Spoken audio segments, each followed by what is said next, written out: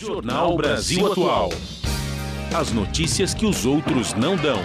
Movimentos sociais, política, direitos humanos, economia, mundo do trabalho, cultura e prestação de serviço. Jornal Brasil Atual. As notícias que os outros não dão.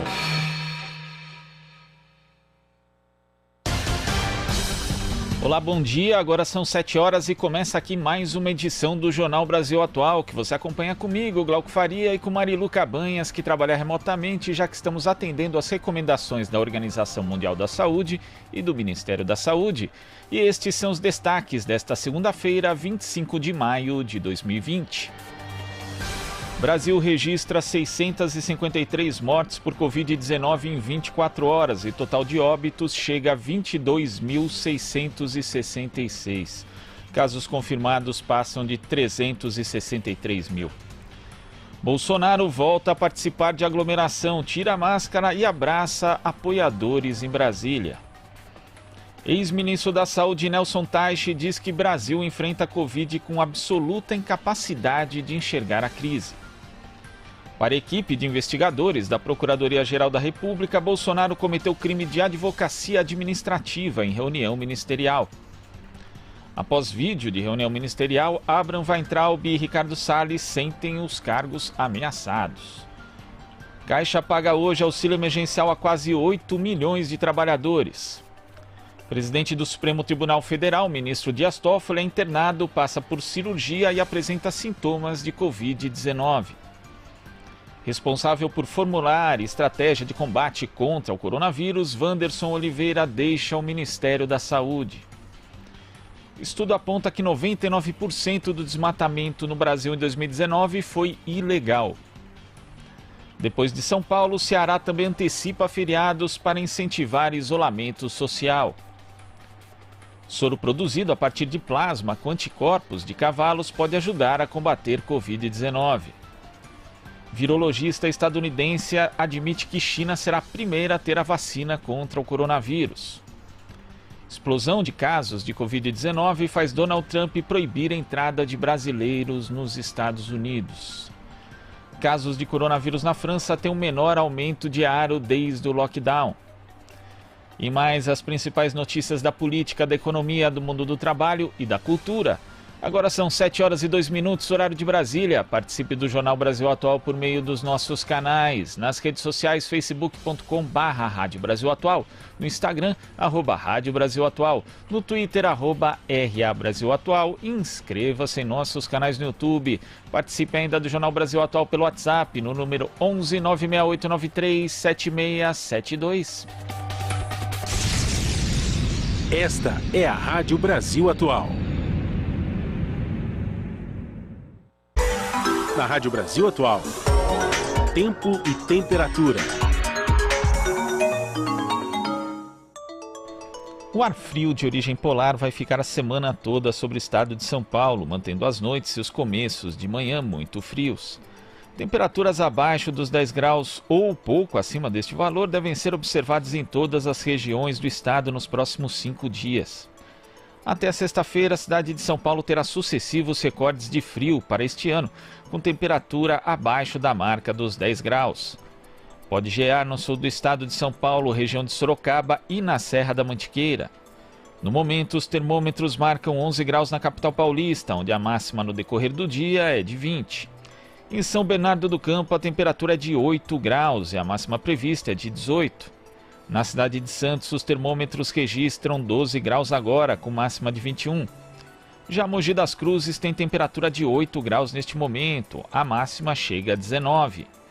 Os termômetros em Catanduva registram 8 graus agora e a máxima é de 21 graus.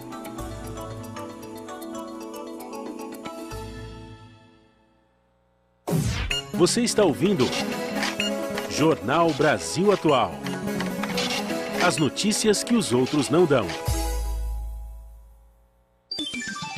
7:04. Chega ao Brasil o movimento Sleeping Giants, gigantes adormecidos, criado há 4 anos nos Estados Unidos para combater fake news. E já chega fazendo barulho. Veja no comentário de João Caires. No Brasil, esse movimento começou e já está criando um caldo de cultura, criando problemas para o clã Bolsonaro. Primeiro, Banco do Brasil, um banco público, tinha em suas páginas aparecendo notícias falsas, links que levavam a sites de fake news como o jornal Cidade Online. O Banco do Brasil, alertado pelo movimento, fez o seguinte, tirou de suas páginas. O que aconteceu na sequência?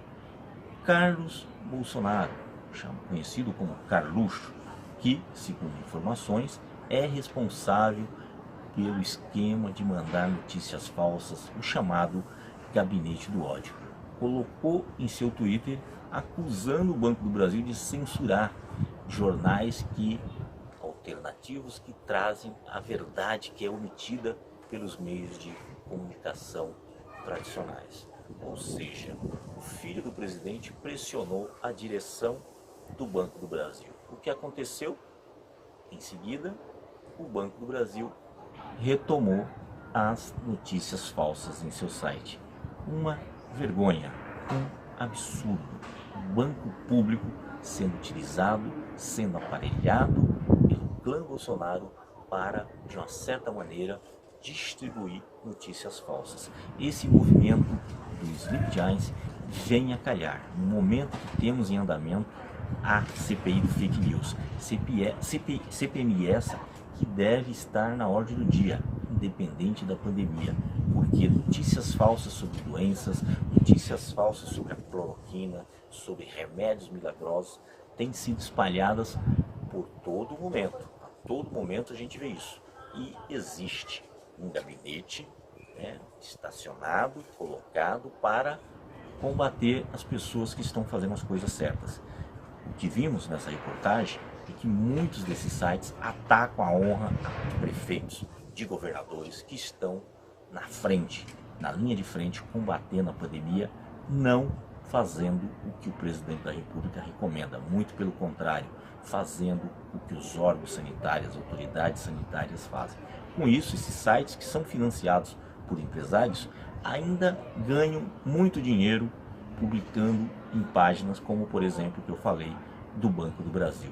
Nos Estados Unidos, esse movimento conseguiu bloquear um grande site de extrema-direita de fake news que deixou de arrecadar 8 milhões de euros, ou seja, deixou de financiar esse site de notícias falsas. Então a CPI da fake news tem que continuar e temos que saber de onde surgem tantas mentiras que fazem com que o povo fique perdido, não saiba para onde ir.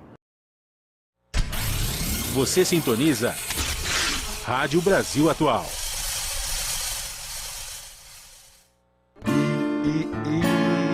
Venha pra 98.9 escutar o Colibri.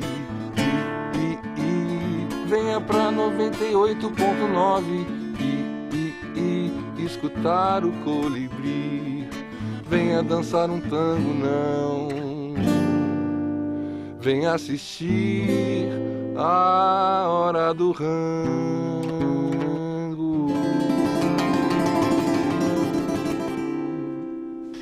Tá aí Eduardo Santana abrindo o nosso espaço do WhatsApp. Ele que esteve no Hora do Rango do Colibri. Agora é Colibri na quarentena, hein? A partir do meio-dia, não percam, na Rádio Brasil Atual.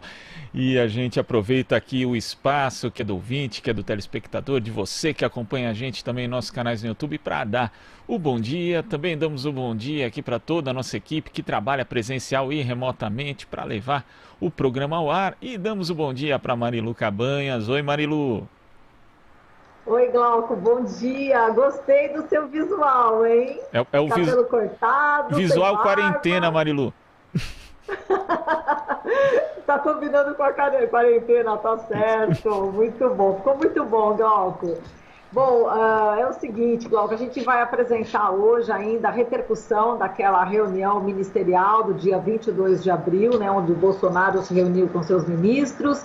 E a gente teve, enfim, aquela postura extremamente mal educada do presidente, de seus ministros, e a gente vai continuar repercutindo que ainda está realmente fazendo todo um estrago, né? Aquela reunião ministerial, enfim, e aí os juristas e cientistas políticos, todos estão repercutindo. A gente vai trazer hoje uma entrevista do jurista Eugênio Aragão, que deu entrevista ontem para o Brasil TVT, ontem à noite, falando justamente sobre essa reunião. E também a gente vai repercutir hoje com outros juristas também essa reunião, e lembrando, né, que o ministro Celso de Mello, aí do STF, encaminhou para a Procuradoria-Geral da República o pedido de apreensão dos celulares do presidente da República e também do filho Carlos Bolsonaro. E o ministro-chefe do Gabinete de Segurança Institucional, o general Augusto Heleno, disse em nota que esse pedido era inconcebível e até certo ponto inacreditável, que essa medida também seria uma afronta à autoridade máxima do Poder Executivo e uma interferência de outro poder na privacidade do presidente da República, na segurança institucional, e poderá ter consequências imprevisíveis para a estabilidade nacional. Ele fez essa ameaça. Aí os militares da reserva, como diz o general Aragão, os militares de pantufa, assinaram aí a nota em apoio ao ministro do GSI, o general Augusto Heleno, e alertaram aí para um cenário extremo. Eles disseram o seguinte, eles criticaram, falaram da falta de decência e patriotismo de parte dos ministros do STF e falaram, assim trazem ao país insegurança, instabilidade, com grave risco de crise institucional, com desfecho imprescindível, quiçá, na pior hipótese, guerra civil. Portanto, está aí a repercussão entre os militares da reserva. A gente vai ainda falar sobre esse tema e sobre vários pontos dessa reunião ministerial hoje aqui no nosso jornal. Glauco, é isso aí. E aí os ouvintes? Pois é, Marilu, e a gente vê, né, essas manifestações de militares, né, de generais aí, já da reserva, alguns, né, também a gente tem aí a própria reação do general Augusto Heleno. E, infelizmente, Marilu, isso tem sido uma rotina, né? Na verdade, militares tentando pressionar. E a gente lembra que isso, na verdade, teve um início ali no julgamento do habeas corpus do ex-presidente Lula, quando a gente teve o general Vilas Boas se manifestando, né, ali, ameaçando o Supremo Tribunal Federal. E ali, naquele momento, muita gente que hoje faz nota de repúdio não fez, por pura conveniência política. Então é bom a gente ter isso na memória também, para saber que, na verdade, essa porta aberta foi aberta ali, hoje ela está escancarada, né? Algo bastante preocupante para a nossa democracia, né? Para a nossa democracia formal, porque a gente sabe que para ser uma democracia completa o Brasil ainda falta muito, né, Marilu? Exatamente. E também até a gente viu um post do Ariel de Castro Alves, né? Ele que é advogado na área de direitos humanos, postando um vídeo onde policiais militares aqui na Avenida Paulista, ontem, no domingo, batendo continência para os apoiadores de Bolsonaro e pedindo fora Dória. Bom, a Polícia Militar respondeu dizendo que foi por conta da morte de um PM que eles estavam batendo continência, mas o fato é que realmente os policiais militares não fizeram nada em relação a essa manifestação. Inclusive, aqui em São Paulo, a gente pede, e todos, a sociedade, o próprio governador João Dória, está pedindo para que as pessoas fiquem em casa e usem máscaras. Agora, foi o que a gente exatamente não viu nesse domingo aqui na Avenida Paulista, né? Enfim, as pessoas saindo, apoiando aí, alguns apoiando o governo Bolsonaro, e os policiais militares batendo continência nesse ato, Glauco. É grave.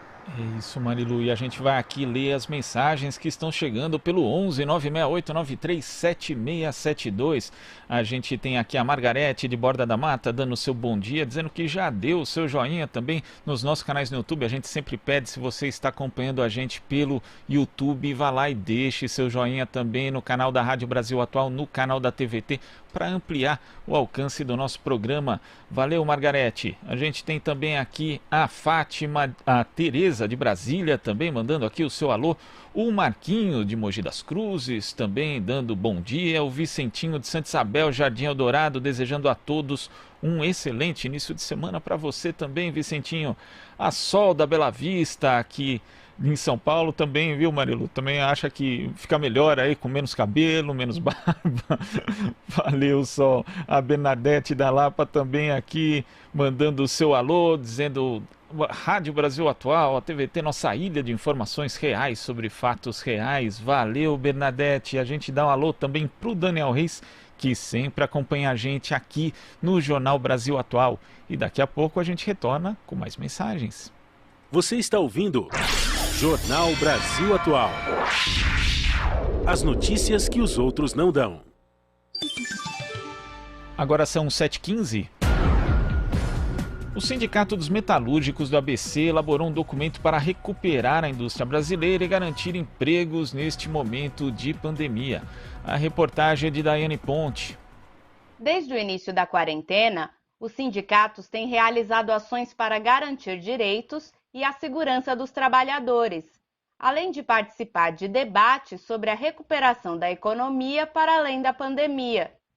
Pensando nisso, o Sindicato dos Metalúrgicos do ABC em São Bernardo do Campo elaborou um documento com propostas para reestruturar a indústria nacional. Essa carta ela foi endereçada a 4 associações que é grande parte do nosso ramo aqui no ABC, que é a Anfave, a Associação das Montadoras, o Sindipeças, que é a Associação das Autopeças, a Abimac, que é a Associação dos Produtores de Máquinas e Equipamentos, e da Abine, que é a associação que representa as empresas de eletroeletrônico.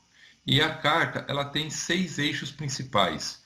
O primeiro é reconversão industrial, a nacionalização de componentes, nacionalização de máquinas e equipamentos, acesso ao crédito, renovação de frota e valorização de ciência, tecnologia e pesquisa e desenvolvimento e inovação. O TID Brasil, Instituto Trabalho, Indústria e Desenvolvimento, criou um conjunto de diretrizes para orientar o governo federal sobre a elaboração de ações que estimulem o desenvolvimento produtivo e tecnológico brasileiro para os próximos 10 anos. É importante que o Brasil leve em conta e que a indústria leve em conta que é necessário ser produtivo e competitivo.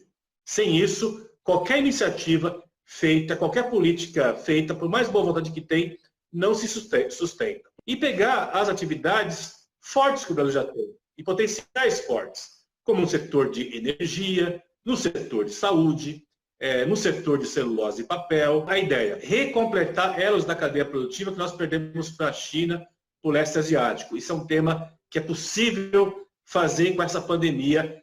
Me parece que é uma janela de oportunidade. Como medida para preservar empregos, o governo federal liberou uma linha de crédito de 40 bilhões de reais às pequenas e médias empresas para financiar folhas de pagamento. Mas os bancos têm restringido o acesso a esse crédito. As empresas precisam se manter, precisam pagar salário, precisam pagar fornecedores, precisam se reestruturar. E a gente está defendendo, inclusive, que tenha linhas de crédito para reconversão industrial, que tenha linhas de crédito para subvenção, principalmente de pequena e microempresa, que não vão ter condição de sobreviver à crise, e apontando que o BNDES precisa ter um papel mais ativo, mais protagonista para ajudar as empresas e os trabalhadores a enfrentar essa crise da pandemia. O BNDES chegou a hora de ser totalmente reestruturado, ou então abrir uma nova área do banco, com uma legislação diferente da do banco, para atender os pequenos e médios negócios de maneira direta, inclusive apoiando projetos, não só o BNDES, mas que o sistema financeiro brasileiro comece a ter programas importantes de fortalecimento da indústria local e dar financiamento a projetos novos. O movimento sindical aposta na reconversão industrial como forma de manter empregos e desenvolver a indústria. Mas ainda falta uma ação direta do Estado para ampliar essa alternativa pelo país. É necessário e urgente um esforço, uma articulação maior entre as empresas para que a gente possa combater a pandemia e necessariamente nós precisamos da produção de insumos e equipamentos médicos hospitalares. Como existe uma falta de coordenação por parte do governo, nós estamos propondo que tanto o movimento sindical quanto o movimento empresarial possam abraçar essa pauta da reconversão urgente, para combate à pandemia e produzir os insumos que nós tanto precisamos. Mas a gente aponta também no documento que a reconversão, sobretudo de áreas estratégicas, é essencial para o país. E isso provê até o próprio futuro dos trabalhadores e das famílias brasileiras. Aqui você ouve as notícias que os outros não dão. Jornal Brasil Atual. 7h19. Custo de vida, emprego e desemprego, cesta básica, tarifas públicas, salário mínimo. Agora, na Brasil Atual, a análise do DIEESE. Vamos fazer contato agora com o diretor técnico do DIEESE, Fausto Augusto Júnior. Bom dia, Fausto. Bom dia, Glauco. Bom dia a todos. Fausto, a OIT divulgou que provavelmente 195 milhões de trabalhadores vão ficar sem emprego no segundo semestre de 2020, sendo que destes apenas 1/3 tem proteção social aí necessária para continuar prosseguindo, né, para ter uma sobrevivência econômica. Fausto, a gente vai ter, essa pandemia já está provocando mudanças no mercado de trabalho no Brasil e no mundo, mas ela vai provocar ainda mais. Que tipo de cenário a gente pode ver em termos de mudanças no mercado de trabalho e também de exigências de proteção social para o trabalhador? Bem, Glauco, a gente já está assistindo às mudanças, né? São dois movimentos diferentes. O primeiro movimento ele tem como origem a própria crise pandêmica, ou seja, a crise pandêmica está colocando as economias no mundo em recessão. É muito provável que a Europa, por exemplo, a redução da economia passe dos 7%. Aqui na América Latina, a expectativa é que a economia caia a mais de 5%. Aqui no Brasil, podemos chegar até a 8% de queda na economia. E isso, inevitavelmente, vai atingir a questão do emprego. O emprego já vem sendo atingido, um conjunto grande de trabalhadores já vem perdendo seu emprego, e você precisa lidar com questões objetivas, ou seja, o Estado precisa, de alguma forma, criar mecanismos para isso. Tem várias discussões sendo feitas, mas o governo federal ele é muito reativo a qualquer alternativa muito mais estruturada com relação à questão do emprego, e a gente deve sentir bastante aí no segundo semestre. Agora, além da questão da Covid propriamente dito, ou seja, da pandemia, as suas consequências imediatas que nós já estamos assistindo do ponto de vista econômico, o que a crise está colocando em geral é uma alteração das curvas de aprendizagem, tanto das pessoas quanto das organizações, o que significa que muitas das inovações que a gente provavelmente veria nos próximos 2 anos, 5 anos, algumas até 10 anos, elas estão sendo antecipadas. E essas antecipações, em grande medida, elas mexem no emprego e mexem na realidade comum, cotidiana do trabalho. Ou seja, se a gente pegar aqui só no nosso exemplo aqui da rádio, o exemplo da TVT, ou seja, aí a gente vê como está mudando a lógica da produção da notícia, da produção da informação, vai mostrando como as coisas já estão se alterando, né? As pessoas estão mais abertas, ou melhor, elas foram empurradas para as mudanças tecnológicas, tecnologias mais maduras já estão implementadas e dificilmente isso volta. A lógica do home office ele está se implementando em vários setores, isso tende a permanecer. A gente tende a verificar uma mudança até do ponto de vista da alocação das pessoas no trabalho. Então, essa é uma coisa que a gente já está assistindo e deve continuar assistindo. E o que a gente espera, ao mesmo tempo, na outra ponta, que é inevitável que aumente o desemprego e a gente vai ter que trabalhar outras lógicas, né? Agora, Fausto, eu estava até lendo nesse final de semana um livro da coleção Pandemia Capital, né, da editora Boitempo, que é Construindo Movimentos, uma conversa em tempos de pandemia. E ali, a Naomi Klein, ela fala que, em relação, né, às mudanças que a gente pode ter justamente nessa questão do trabalho, da economia, fala ali dos pequenos, médios empresários que estão sofrendo bastante em todo o mundo com essa pandemia e propõe ali uma solução que foi uma solução inclusive adotada em alguns momentos da história em alguns países, como na própria Argentina, ali na crise de 2001, que são as cooperativas, né? As cooperativas de fato, que unem ali trabalhadores, onde o trabalhador participa da gestão. Você acha que esse tipo de solução também pode ser uma saída para esses tempos de crise, Fausto? Mais até do que por tempo de crise, Glauco. Eu acho que a pandemia está colocando para a gente uma série de questões e uma série de questionamentos da forma como a economia tradicional se organiza, né? A forma como essa lógica capitalista individualista vem se impondo. Não é só uma questão também do ponto de vista da produção e da organização do trabalho, é também de qual é a nossa relação com a produção, qual é a nossa relação com o meio ambiente, qual é a nossa relação com o bem-estar da sociedade em geral. O que a gente tende a ver também são essas alternativas surgindo. Eu acho que não só a cooperativa enquanto lógica de produção, mas a economia solidária como um todo, ela certamente pode e deve ganhar espaço, né? Ganhar espaço por quê? Porque a lógica da solidariedade é algo que a gente está assistindo no nosso país. A economia solidária não é uma coisa nova, é algo que já existe há muito tempo no Brasil. A lógica de produção solidária, a lógica de produção cooperada, eles tendem a ser elementos importantes nesse enfrentamento, inclusive na alteração da lógica de produção. Na outra ponta, a gente sabe também que a economia solidária sempre foi uma alternativa para a organização de autoprodutores de um lado, isso a gente vê muito no campo, mas também na organização dos pequenos negócios. A forma de você pensar coletivamente é mais forte. Na outra ponta, é bem provável que a gente veja a quebra de muitas empresas. Ao mesmo tempo que você vai ter quebra das empresas, você vai ter dificuldade para que essas empresas, inclusive, paguem os seus passivos trabalhistas. E a alternativa, então, das empresas autogeridas é algo que precisa ser incentivado. A possibilidade de que o conjunto de trabalhadores assuma a gestão da empresa, e ao assumir a gestão da empresa, na troca, inclusive, dos seus direitos trabalhistas, você possa mudar a lógica de organização do controle dessas empresas. Na outra ponta, grandes empresas que vão ter, muito provavelmente, ajuda estatal, ou seja, o Estado deve colocar recursos, altas montas de recursos em grandes empresas, como a gente viu na crise de 2008, principalmente nos Estados Unidos, pede que a sociedade se organize para que a gestão dessas empresas não seja uma questão simplesmente de um dono ou de um grupo de associados ou de um grupo de empresários que estão ali dentro do seu capital acionário.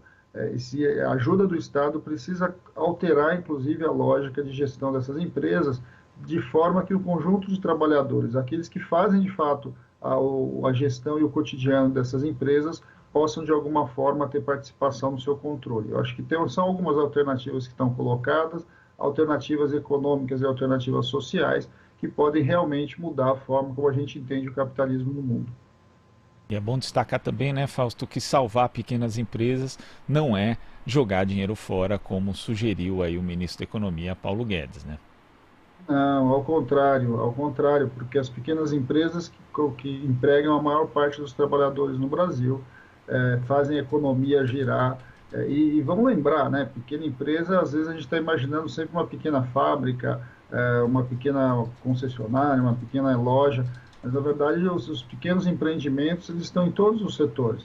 É a padaria do lado da sua casa, é a barbearia ali na esquina, é o mercadinho. Quando a gente fala de pequenas empresas, nós estamos falando disso também. Nós estamos falando de um conjunto de trabalhadores que muitas vezes, Glauco, não tem funcionário algum. São empresas familiares na qual o pai, a mãe, a família, os filhos que acabam tocando em um empreendimento. Então, quando a gente está falando na necessidade de um olhar muito cuidadoso para com essas empresas, não é aqui defender o empresário, é aqui defender um conjunto de trabalhadores que, até por a realidade, até por esse chamamento ao tal do empreendedorismo, veio trocando, inclusive, a condição, né, de trabalhador assalariado para trabalhador ali, do trabalhador por conta própria, nas suas várias formas, né? E uma dessas formas, inclusive, são essas empresas que foram sendo criadas e que vão agora, estão já, na verdade, sofrendo muito com a crise e devem sofrer para frente. Diferente de outros setores, esses pequenos empreendimentos, eles vão sofrer bastante, não só do ponto de vista da falta de investimento, da falta do capital de giro, mas também porque a tecnologia chegando mais rápido do que a gente está vendo, principalmente a partir das grandes empresas, essas empresas têm capacidade menor de concorrência, e aí a sua dificuldade aumenta.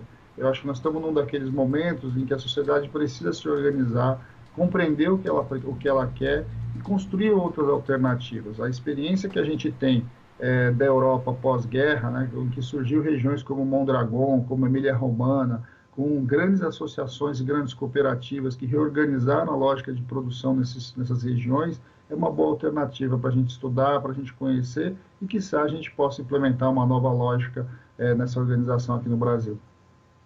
Tá certo, Fausto. Muito obrigado pela sua participação aqui no Jornal Brasil Atual e até amanhã.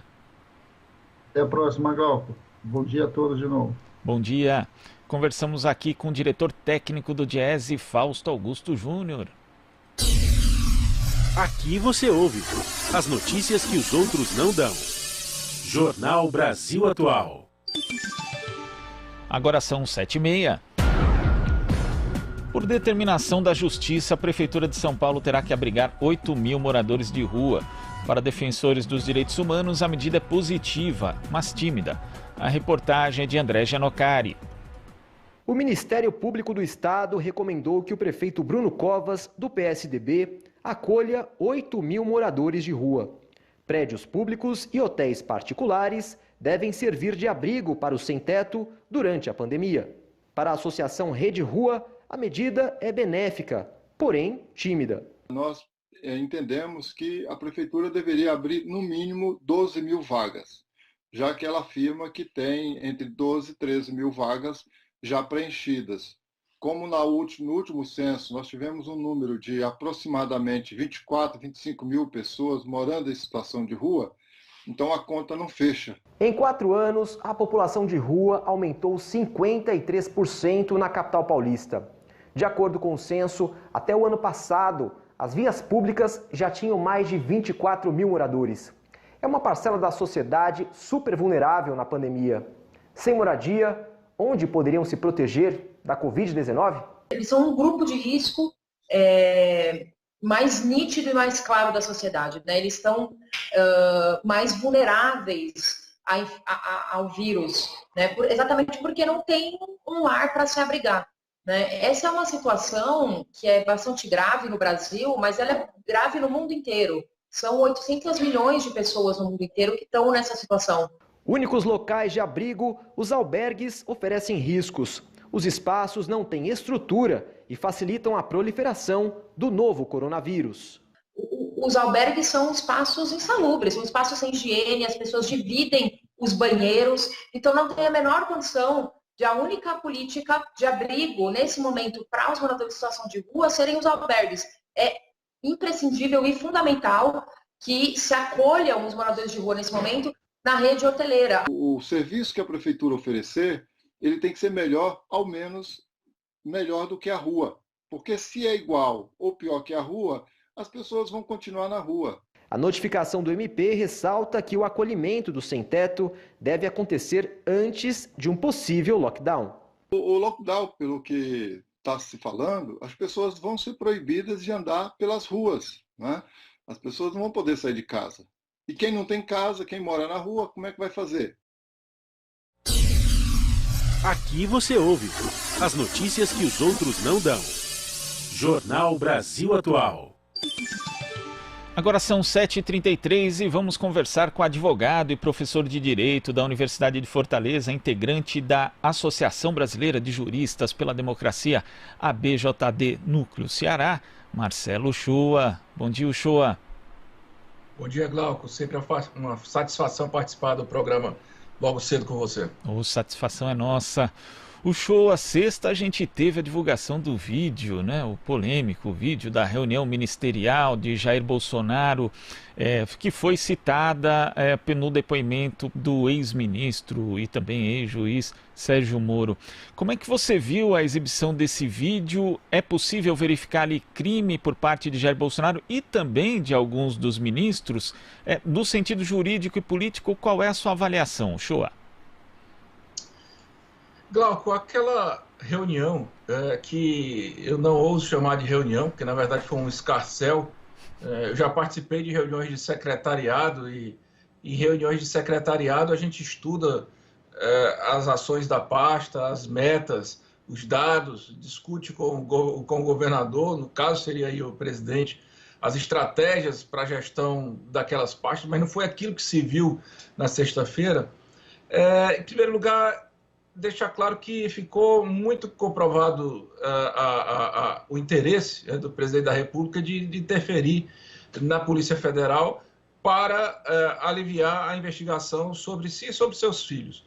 Ele fala, sim, sobre PF, ele fala mesmo sobre a segurança num contexto de que não era a segurança pessoal, era a Polícia Federal, porque, inclusive, cumpria diligências sobre amigos. Ele olha para o Moro, ele passa recado. Então, com relação a isso aí, se a gente perceber só o vídeo, é possível verificar claramente que ele tentou interferir na Polícia Federal. Se a gente fizer uma análise também um pouco mais sistemática, alimentando essa análise com os prints de WhatsApp, com os fatos que sucederam depois da saída do Moro, que foi a exoneração do outro ministro, a nomeação de um ministro e a exoneração do superintendente da Polícia Federal, quer dizer, um monte de coisas que deixam assim muito claramente a ideia de que o Bolsonaro não só quis interferir na Polícia Federal para sanar as investigações contra si e os filhos, como de fato fez, né? Então, nesse sentido, houve crime. Agora, crime comum, né? Agora, o que se viu naquela reunião foi alguma coisa muito maior do que isso. Talvez por isso não tenha chamado tanta a opinião, o olhar da sociedade, a atenção da sociedade. Porque o que se viu foi um presidente mal educado, um presidente de baixo nível, um presidente que não sabe falar sem utilizar palavrões, autoritário, um presidente que quer ver o povo armado, uma parte da sociedade armada para eliminar a outra. Quer dizer, um presidente totalmente descontrolado e um séquito de ministros completamente irresponsável. Você vê, por exemplo, um ministro do meio ambiente que quer aproveitar a pandemia para passar as medidas de destruição do meio ambiente brasileiro. Quer dizer, uma disfarçatez desse tamanho. Um ministro da Economia que não tem o menor respeito contra os servidores públicos, contra as estatais brasileiras, que quer que o Banco do Brasil privatize de qualquer maneira. O próprio presidente do Banco do Brasil declina ali que o sonho dele é privatizar o banco. O presidente da Caixa Econômica anunciando jabá de emissora de televisão. O ministro da Saúde querendo prender todos os ministros do STF, falando palavrão também. O da Educação.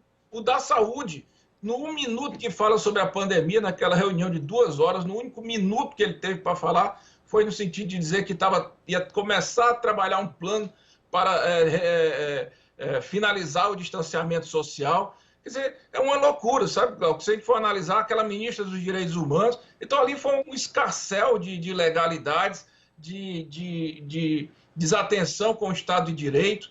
É muito grave aquilo ali, porque aquilo não é uma reunião de ministros, aquilo ali foi, eu não sei nem explicar o que aconteceu naquele dia. E o ministro da Justiça calado, né?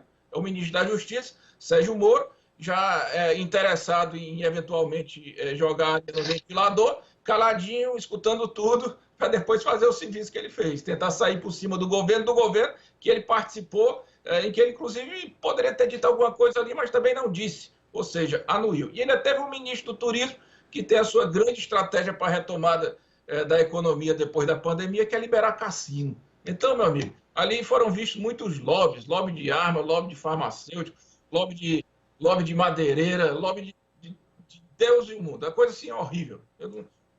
Horrível, horrível. Agora, falando justamente disso, né? Constatada qualquer ocorrência de crime, a gente tem que lembrar que ali estava o ministro da Justiça, o ex-ministro da Justiça, Sérgio Moro, que ex-juiz também, e que não fez absolutamente nada, né? Viu de forma bastante complacente tudo o que acontecia e que deve ter ocorrido também em reuniões anteriores. A gente não deve crer que, obviamente, os encontros ministeriais tivessem um nível mais elevado antes desse. Mas o show... Sim, pode falar. Ele ficou ali, me desculpe, só lhe interromper, ele ficou ali escutando para guardar todos aqueles elementos e no final ver se o presidente ia contemplá-lo no provimento do cargo do apadrinhado dele, né? Então ele ficou guardando aquilo ali para ver se encaixava o apadrinhado na Polícia Federal, se mantinha. Como não manteve, ele soltou. Foi isso que aconteceu. Agora, o que chama atenção também, Uchoa, é na verdade são as falas do ministro Paulo Guedes, né? Porque ali ele fala de explorar a mão de obra de jovens pagando R$300, fala de que salvar pequenas empresas, na verdade, é desperdício de dinheiro. Depois ele faz as referências justamente que você mencionou a respeito do Banco do Brasil, da privatização de forma bastante chula, né? Que ele nem precisa repetir aqui.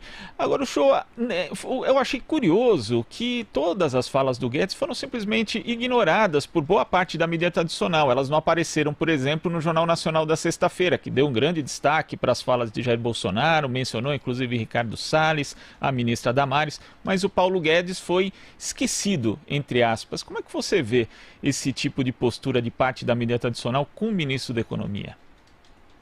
A mídia tradicional tenta passar a imagem de que não quer expor o ministro da Economia para não criar mais tensões econômicas, alimentando um cenário de profundas incertezas. Mas, na verdade, a mídia tradicional ela apoia essa política neoliberal desenfreada. O problema da mídia tradicional é que ela não compreende que, até mesmo no liberalismo, há que se ter arestas.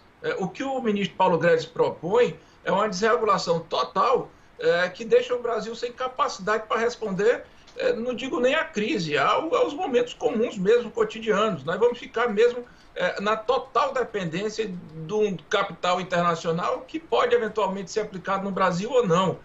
O ministro Paulo Guedes, além disso, não entende que os trabalhadores precisam ter um estatuto de proteção social. Ninguém trabalha só para despender o seu esforço em favor de alguém que vai monopolizar o capital. Você trabalha porque você precisa receber salário para sobreviver com a mínima segurança.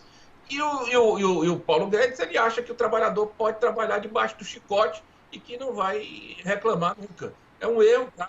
A história já mostrou que revoluções aconteceram por isso.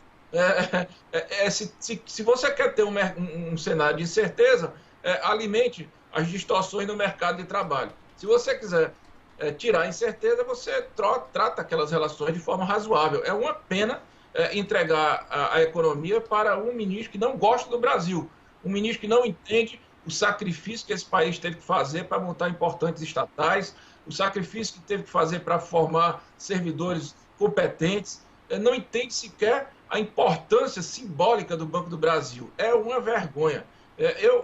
Olha, o Banco do Brasil é um banco que a gente contesta, que a gente critica, que a gente quer que melhore, mas é um patrimônio desse país. E esse ministro simplesmente, como ele diz, tem que privatizar essa...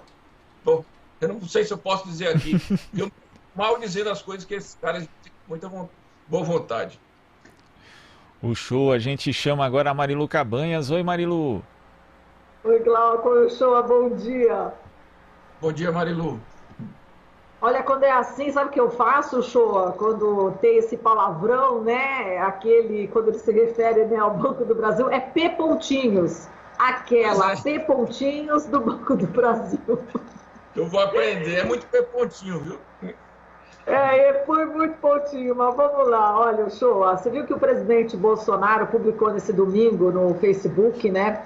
Eu vou até ler para você poder comentar. Ele colocou o seguinte, que tem um endereço certo que você já sabe, enfim, você vai nos dizer.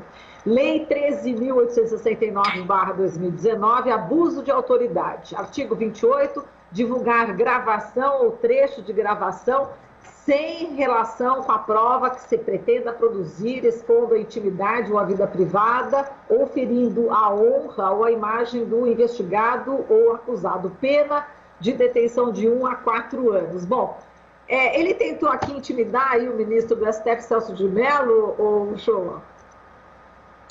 Ele tentou intimidar, só que na verdade isso não intimida nem um rabo, Marilu.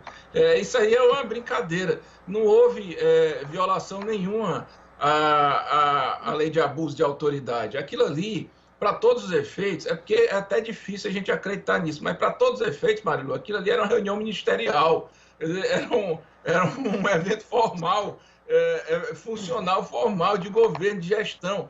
Então, aquilo ali não tem razão nenhuma para nos tornar público, ainda mais que foi dito ali uma série de impropérios que são atitudes, atos criminosos. A sociedade tem o direito de saber daquilo ali, inclusive para cobrar que o judiciário seja forte na hora de repreender e e censurar tudo aquilo ali. Porque o que é que foi colocado ali? Ali foi colocado uma tentativa de aproveitar a pandemia para passar uma pauta mais agressiva contra os interesses do povo brasileiro e mais. Na minha concepção, ali foi quase que articulado uma sedição, quer dizer, uma tentativa de golpe, uma insubordinação total contra os poderes da República. Ali o presidente chegou a falar, olha, eu quero armar o povo porque o povo armado não vai ter ditadura, mas no sentido de dizer o seguinte, eu quero armar o povo para aniquilar esse outro segmento da população. Acho que o Celso de Mello não deve ter perdido nem um segundo preocupado com essa bobagem. Agora, o que também é grave é que o presidente Bolsonaro lança essa nota irresponsável, assim como foi a nota irresponsável que o general Heleno já tinha lançado na sexta-feira, e vai a um evento com a população em que nesse evento estão pedindo o fechamento do STF, estão pedindo o fechamento do Congresso Nacional. Quer dizer, é um presidente que insiste nesse cisma, nesse racha social, nessa fratura institucional. Por isso que eu digo, é um presidente que não poderia estar à frente do país, porque o país vai ter que sobreviver depois disso, e ninguém sabe como. E olha que o Jornal Nacional, o Glauco disse que ele evitou mostrar as falas do Paulo Guedes, também aliviou com o Ernesto Araújo, porque na cabeça do Ernesto Araújo, a China é tudo de ruim, os nossos parceiros comerciais nenhum presta, só presta os Estados Unidos, que ontem mesmo proibiu a entrada de brasileiros e pessoas provindas do Brasil por lá. É uma tristeza uma coisa dessa. Agora, em relação a essa questão, né, dele falar de armamento, né, para o povo se armar, etc., com essa proximidade, né, da família Bolsonaro com os milicianos, isso sim é preocupante, né?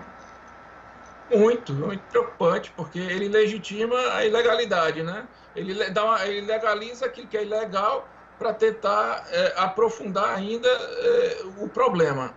Eu já li hoje de manhã que na toada dessa reunião em que ele cobrou o aumento do armamento, um ministro que já estava exonerado de suas funções, um militar da reserva, ainda autorizou o aumento da compra de munições. Quer dizer, há um interesse muito grande vinculado ao presidente, à indústria de armas, ou essa falsa noção de que armando uma parte da sociedade, a outra vai ser aniquilada.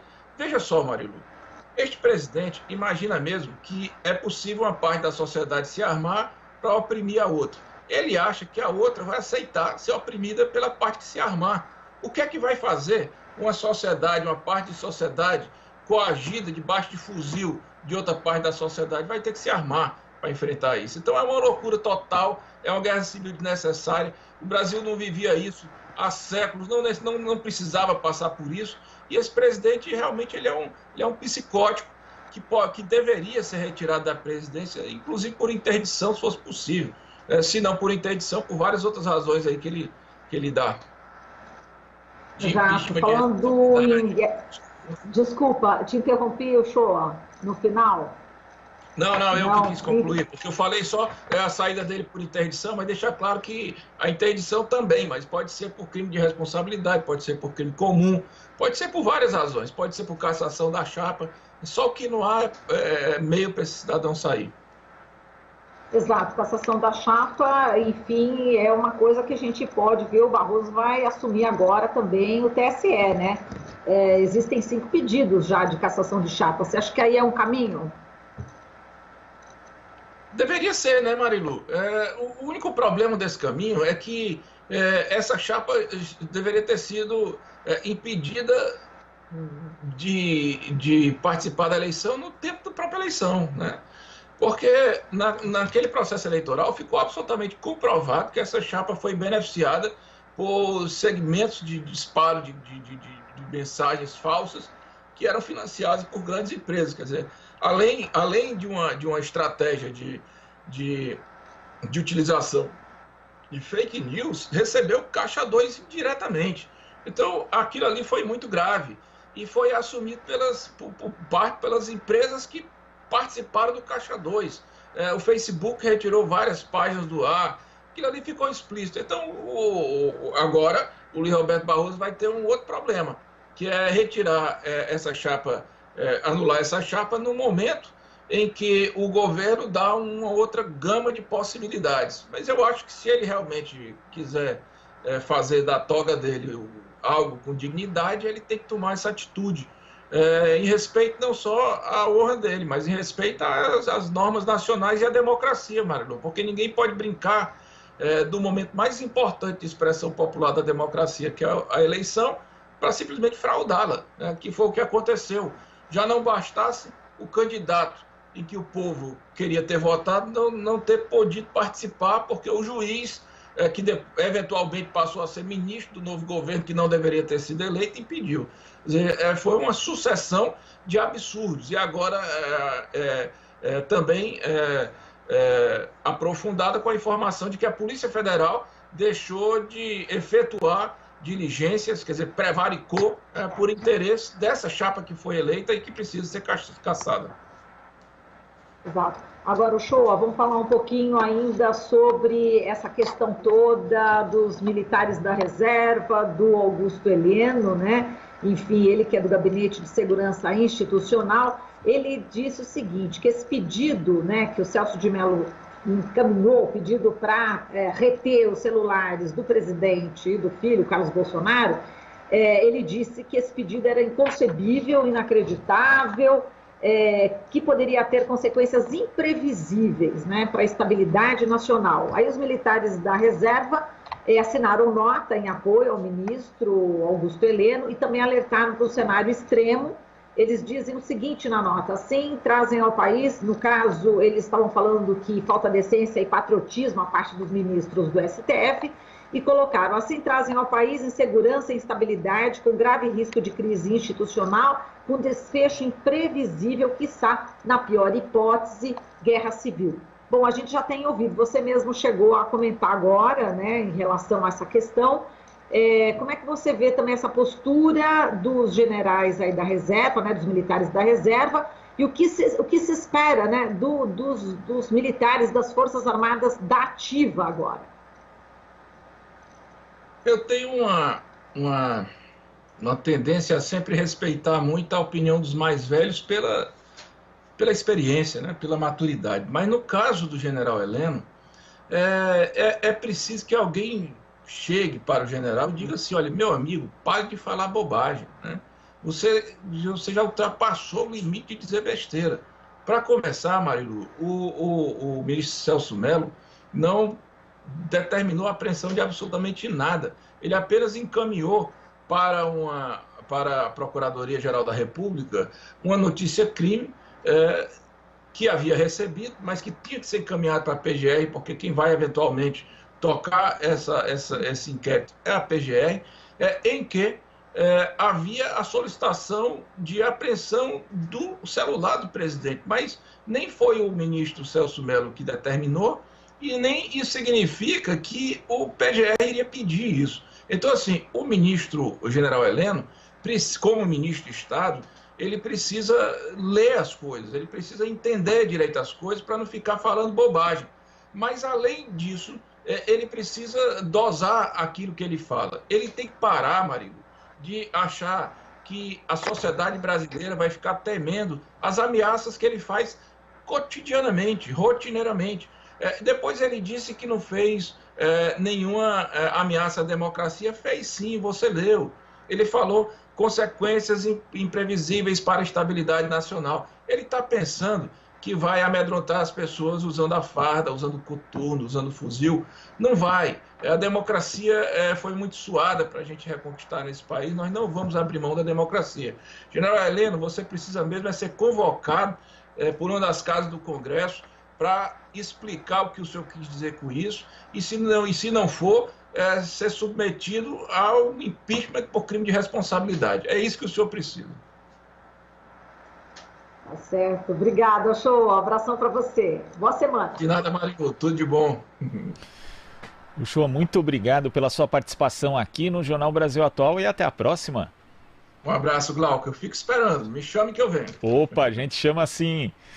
Conversamos aqui com o advogado e professor de Direito da Universidade de Fortaleza, integrante da Associação Brasileira de Juristas pela Democracia, ABJD Núcleo Ceará, Marcelo Shoa. Você está ouvindo Jornal Brasil Atual. As notícias que os outros não dão. 7h54. Profissionais que atuam no Serviço de Atendimento Móvel de Urgência, o SAMU, na cidade de São Paulo, reclamam das más condições de trabalho. Segundo os trabalhadores, além de equipamentos de proteção individual distribuídos pela Prefeitura, que são de péssima qualidade, segundo eles, não há local adequado para descansar enquanto aguardam os chamados. A reportagem de Larissa Borer. Desde o começo da pandemia, os profissionais que atuam na área de atendimento do SAMU vêm enfrentando descaso por parte da Prefeitura de São Paulo no que diz respeito aos equipamentos de proteção individual. Sérgio Antiqueira, presidente do Sindicato dos Servidores Municipais de São Paulo, diz que o problema com o fornecimento de EPIs vem se agravando desde março. De acordo com ele, a Prefeitura vinha negando a falta de materiais e só após a repercussão do fato, houve a reposição dos equipamentos. A gente tem recebido bastante denúncias desde o início da pandemia de falta de material de uma forma geral. Depois que muitas denúncias foram feitas e a Prefeitura sempre negou a falta de EPIs, chegaram algumas denúncias. Aliás, o número de denúncias acabou sendo reduzido, depois de que elas tiveram bastante repercussão. O governo chegou a repor bastante EPI em alguns casos. Além da falta de equipamentos de proteção individual, os que chegam até as unidades são de qualidade inferior. Um condutor do SAMU, que prefere não se identificar, comenta que receberam aventais na cor branca, que são mais fracos do que os de cor amarela. Com um tecido bem fino, o avental não passa pelo teste do líquido borrifado. Os EPIs que eles estão dando, pelo menos na minha base, está suprindo a demanda. Há uns dias atrás chegaram uns EPIs aí de qualidade inferior, não que a qualidade do que eles estão dando seja boa. Está muito longe de ser boa, quem dirá de ser excelente. Mas eles mandaram principalmente um avental branco, que é bem mais inferior do que o que a gente usa, que no caso é o amarelo. Com material de baixa qualidade, a chance de contaminação é maior. Sérgio Antiqueira comenta que no ano passado, em um cenário totalmente diferente do que vivemos hoje, já havia um relatório mostrando a qualidade inferior dos materiais fornecidos pela Prefeitura de São Paulo. Além disso, a falta de limpeza e de desinfecção dos locais tornava mais propício o contágio por doenças. A gente preparou um relatório no ano passado. Depois de uma mobilização, fizemos greve com o SAMU, nós temos um acordo com a Prefeitura e com o Ministério Público de fazer visita nas unidades do SAMU e nós montamos um relatório. Esse relatório aponta, naquele momento não tínhamos a questão da pandemia, mas aponta um grande risco de contaminação pelas condições que a Prefeitura fez, porque ela desmontou as bases que eles tinham estruturadas para fazer o atendimento, a limpeza e a desinfecção das ambulâncias, né, a própria desinfecção dos trabalhadores, os espaços que ele não podia cruzar com outros profissionais, tudo isso foi levantado por um relatório que a gente construiu na época, e isso daí os trabalhadores do SAMU hoje apontam como um problema gravíssimo, né? Outro problema enfrentado pelos profissionais que atuam na área de atendimento do SAMU é em relação ao local onde se aguarda por chamados. O local é pequeno, utilizado por seguranças, além de enfermeiros e condutores, e não há macas para descanso. Segundo o relato do condutor do Serviço de Atendimento Móvel de Urgência da ala de UBS, a precarização é tanta que até os banheiros são coletivos, tornando ainda mais difícil o dia a dia das trabalhadoras. Bom, lugar adequado para descansar, a gente já não tem há muito tempo. Há mais de um ano, há quase um ano e meio. Desde quando começou essa reestruturação aí que falaram que ia melhorar, o SAMU não tem mais área de descanso. Tem pessoas que fazem 24 horas no SAMU que nem descansam mais, porque o tempo que eles têm aí, meia hora, 40 minutos, às vezes um pouco mais, um pouco menos, para descansar, eles nem podem descansar, porque além deles tem outras pessoas na base, tem segurança, tem outra equipe, fica tudo num biombo de no máximo aí 3x2, 2x2. Também não temos mais banheiros individuais, não temos mais vestiários individuais, fica todo mundo junto, amontoado.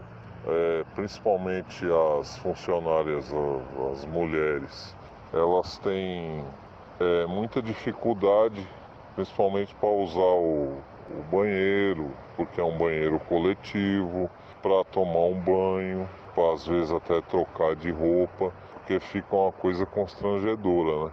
Larissa Borer, Rádio Brasil Atual.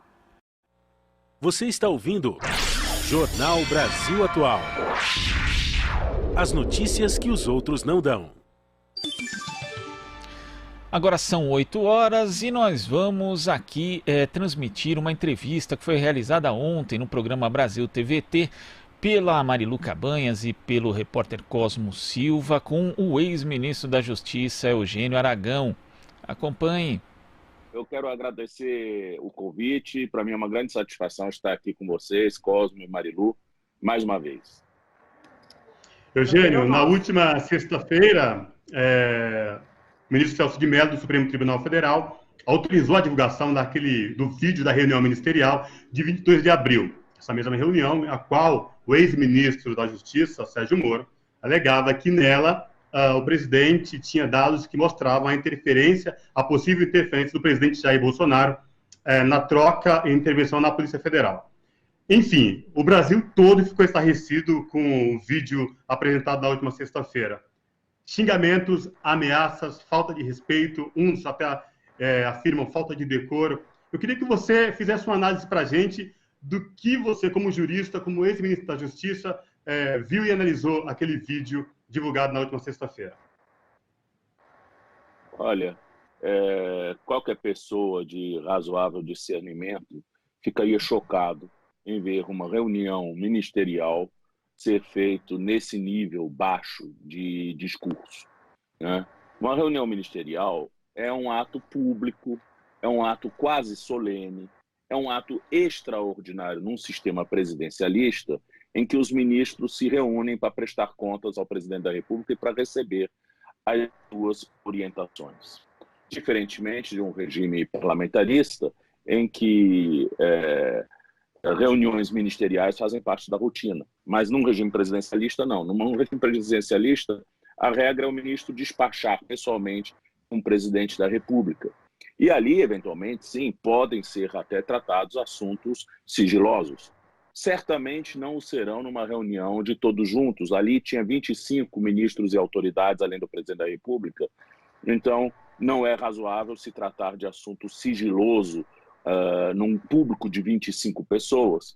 Ali realmente não era o lugar para isso. Ali era realmente um lugar para colher e transmitir informações sobre a gestão do governo. E isso, evidentemente, é de interesse público. Portanto, diferentemente do que alega Bolsonaro, divulgar aquele vídeo em momento nenhum constituiu em abuso de autoridade, porque ali não estava a privacidade de ninguém em jogo, né? Ali, claramente, o que se deu foi uma informação relevante para os eleitores, de saber como é que esse governo gere as coisas públicas. E foi realmente uma tragédia. Claro que, vamos dizer, o gado bolsominion vai bater palmas, porque já estão tão treslocados de ódio, de bronca, né, que isso para eles já faz parte da rotina.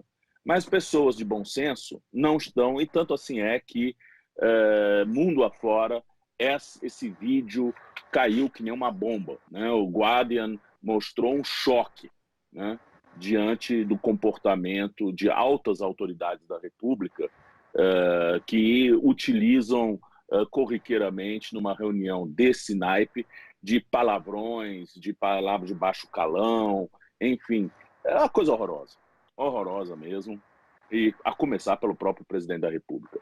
Bom, ali, não há dúvida nenhuma, todos eles, inclusive o presidente da República, praticaram a quebra do decoro da função pública. E isso, por si só, na Lei 1079, artigo 9º, é a lei que trata dos crimes de responsabilidade, classifica como um dos crimes contra a probidade administrativa, ou seja, é uma improbidade agir dessa forma. E, portanto, todos aqueles que se manifestaram desse jeito, sem respeito, principalmente sem respeito com os outros poderes constituídos, né, eles realmente recaem no artigo 9º da Lei dos crimes de responsabilidade, né? Portanto, todos eles estão sujeitos a um processo de destituição. Mas o que me preocupa muito mais do que isso é o atrevimento hoje, que já se tornou quase que normalizado nesse governo, de atacar outros poderes, principalmente o Poder Judiciário, né? Olha só, nós, quando estávamos no governo, tínhamos talvez muito mais razão de sentir que nós estávamos sendo sistematicamente vítimas de um lawfare, ou seja, de uma guerra jurídica contra o governo e contra o grupo que representava naquela época a maioria no establishment, que era o PT e os partidos que hoje estão na oposição. Nós tínhamos muito mais razões do que isso, porque havia sistemática atuação, principalmente do juiz de Curitiba, contra o governo e contra o ex-presidente Lula. E olha, nunca, em momento nenhum, passou pela cabeça da gente descumprir ou sequer, né, ameaçar de descumprir alguma decisão judicial. Nunca. Isso não passou pela cabeça de ninguém. Por quê? Porque nós tínhamos profundo respeito à institucionalidade, né? Sempre foi assim. Agora, esse governo não tem respeito à institucionalidade. Nenhum respeito em absoluto. Eles acham que podem chutar o Supremo Tribunal Federal como se estivessem chutando o Partido dos Trabalhadores, né? E aí eu acho que nós ingressamos numa seara extremamente perigosa, porque o recado que Bolsonaro está dando à população é de que as instituições não valem nada, né? Em última análise, o que vale é o peso das armas e das forças armadas que ele invoca toda hora. E isso, sim. Pois não. Não, desculpa, você quer completar esse raciocínio? Eu ia te fazer uma pergunta aqui. E isso gera um estado de anormalidade permanente, né? Me parece que quanto mais essa crise do coronavírus vier nos afetar, tá, mais Bolsonaro vai lançar mão desse tipo de agressão aos outros poderes, até para distrair a população dos verdadeiros problemas que nós temos que encarar. Perfeito. Você citou, inclusive, o juiz na época, né, Sérgio Moro, em relação a toda aquela questão de investigação. Eu queria que você falasse se existem provas, né, que, enfim, possam estar na direção da denúncia feita pelo Sérgio Moro em relação ao presidente Bolsonaro de intervir na Polícia Federal. E também quero te colocar essa questão do general Heleno, né? O ministro Celso de Mello, do STF, encaminhou para a Procuradoria-Geral da República um pedido de apreensão de celulares do presidente Bolsonaro e do filho Carlos Bolsonaro, vereador no Rio de Janeiro, feito pelos partidos PDT, PSB e PV em notícia crime enviada ao STF.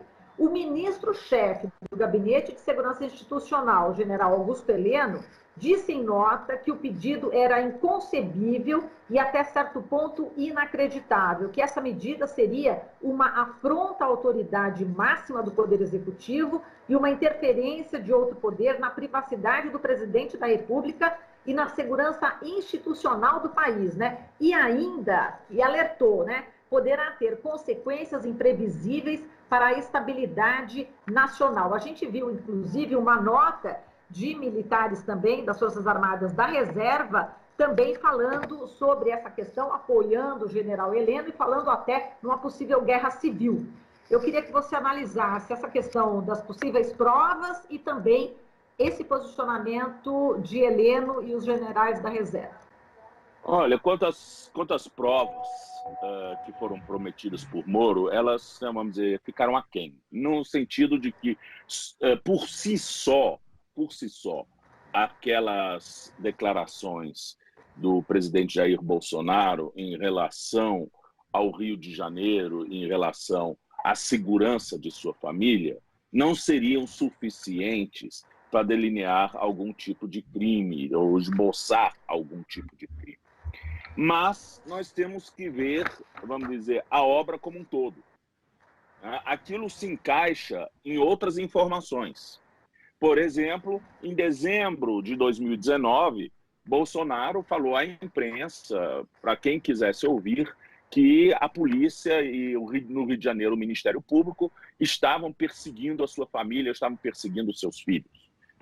Então, nós temos que encaixar, né, essa preocupação dele com a família com as investigações que estavam sendo feitas. Não me parece, em momento nenhum, que ele estaria preocupado com a segurança física dos filhos, até porque essa nunca foi colocada em xeque. Nunca os filhos dele passaram por qualquer tipo de ataque nem nada.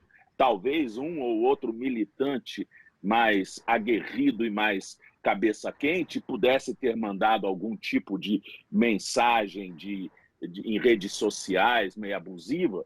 Isso é parte do processo, afinal de contas nós estamos num período de extrema polarização e os bolsonaristas são os primeiros a se utilizar desses tipos de ataque, né? Então isso pode acontecer, mas não é nada que coloque em risco, vamos dizer, a integridade dos filhos dele. Portanto, não era isso que estava em jogo, não era a integridade, era definitivamente a preocupação do Bolsonaro em blindar os seus filhos ante a atuação das instituições, isso é, polícia, Ministério Público, Judiciário. Tá? Isso está na cara. E não teria outra razão para Sérgio Moro ficar, vamos dizer, se sentindo muito desconfortável. Se fosse uma questão de segurança pessoal, isso inclusive poderia ser levado ao mesmo Heleno que agora fica estribuchando, ou seja, a segurança institucional da Presidência da República é que deveria ser suficientemente capaz para dar segurança pessoal para os filhos do presidente da República. Isso é missão da segurança institucional da Presidência da República. Portanto, esse não é um problema do Moro, não é a Polícia Federal, é a segurança institucional que deveria. Quem deveria levar o puxão de orelha era Heleno ali, né? Então, não acredito que o problema era segurança pessoal. Era definitivamente, sim, o fato de que os filhos, diante dos maus feitos deles, fossem agora expostos, né? Com claro resultado negativo sobre a imagem dos filhos, sobre a imagem da família Bolsonaro.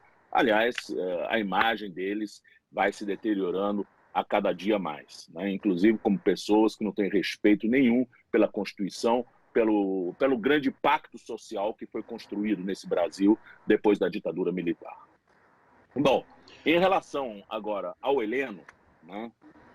O Heleno, ele claramente ele recaiu dentro de um crime de responsabilidade que está no artigo 6º, parágrafo 6º da Lei da Crime de Responsabilidade, a Lei 1079, tá? Que se aplica também aos ministros de Estado. Por quê? Porque ele ameaçou outro poder com o fim de interferir no processo decisório.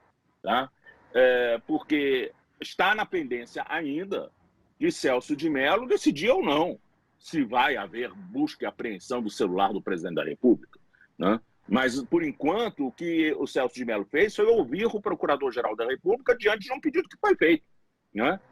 O princípio da plenitude da jurisdição exige que o ministro dê uma resposta a um pedido que foi feito a ele. Ele não pode simplesmente ignorar o pedido ou rasgar o pedido. Não, foi feito um pedido de busca e apreensão dos aparelhos celulares do presidente da República e isso foi submetido ao Procurador-Geral da República.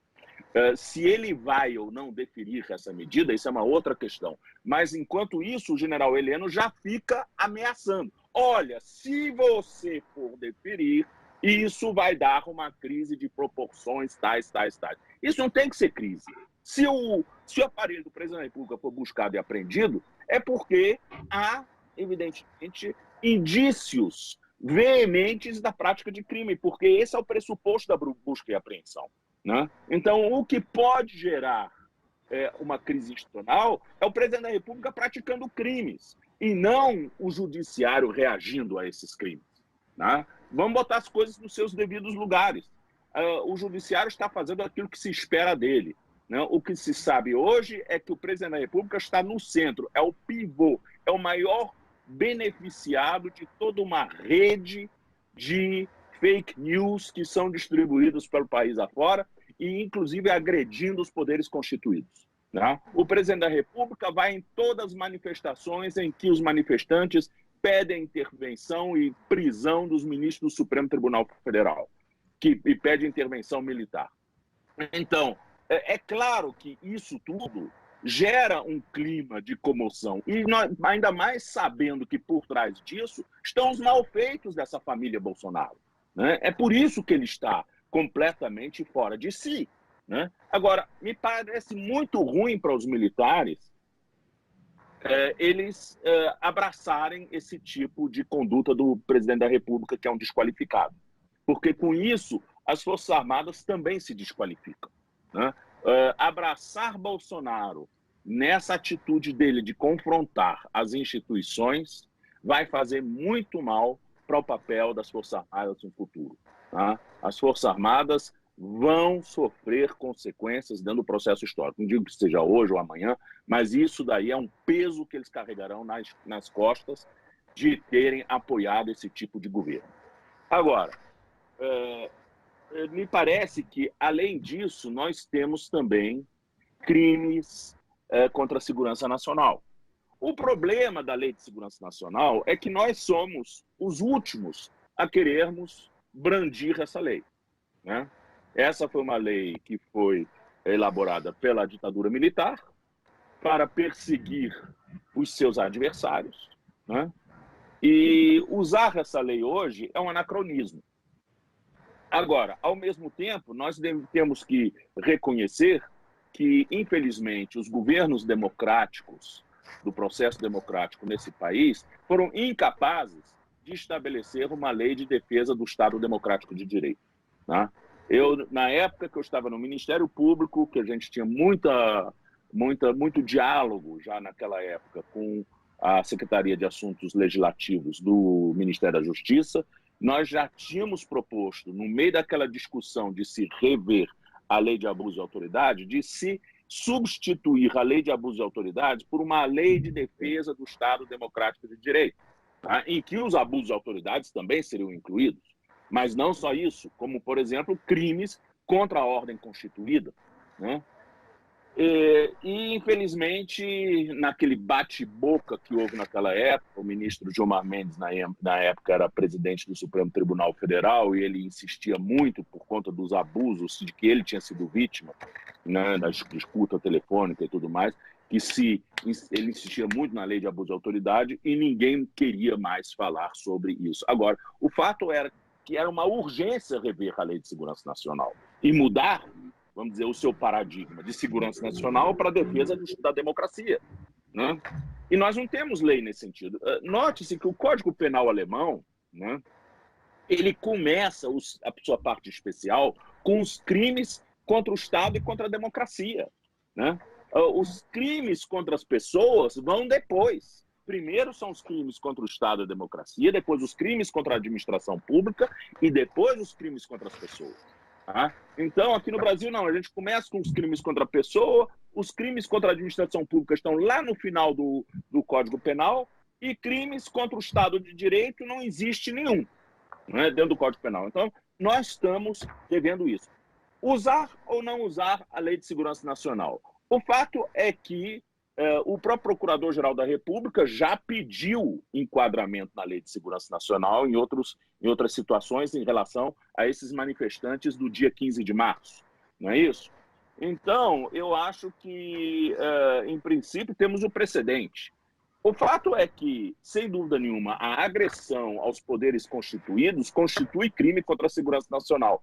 E é muito curioso e talvez até irônico de ver um general militar ser acusado de crime contra a segurança nacional, né? Ou seja, usar a própria lei deles contra eles mesmos.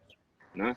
Isso talvez seja o cúmulo da ironia. E nós não podemos descartar isso, porque é o que a gente tem para defender a democracia nesse momento. É essa lei que proíbe esse ataque às instituições constituídas dele e desses sei lá quantos generais e coronéis de pantufas, né, que resolveram fazer aquele abaixo-assinado lá. Falta do que fazer, a gente me parece que deveria estar lá naquele clube lá do Pandiacalógeras jogando dama ou jogando cartas. Talvez estaria melhor do que falando bobagem na conjuntura política do país.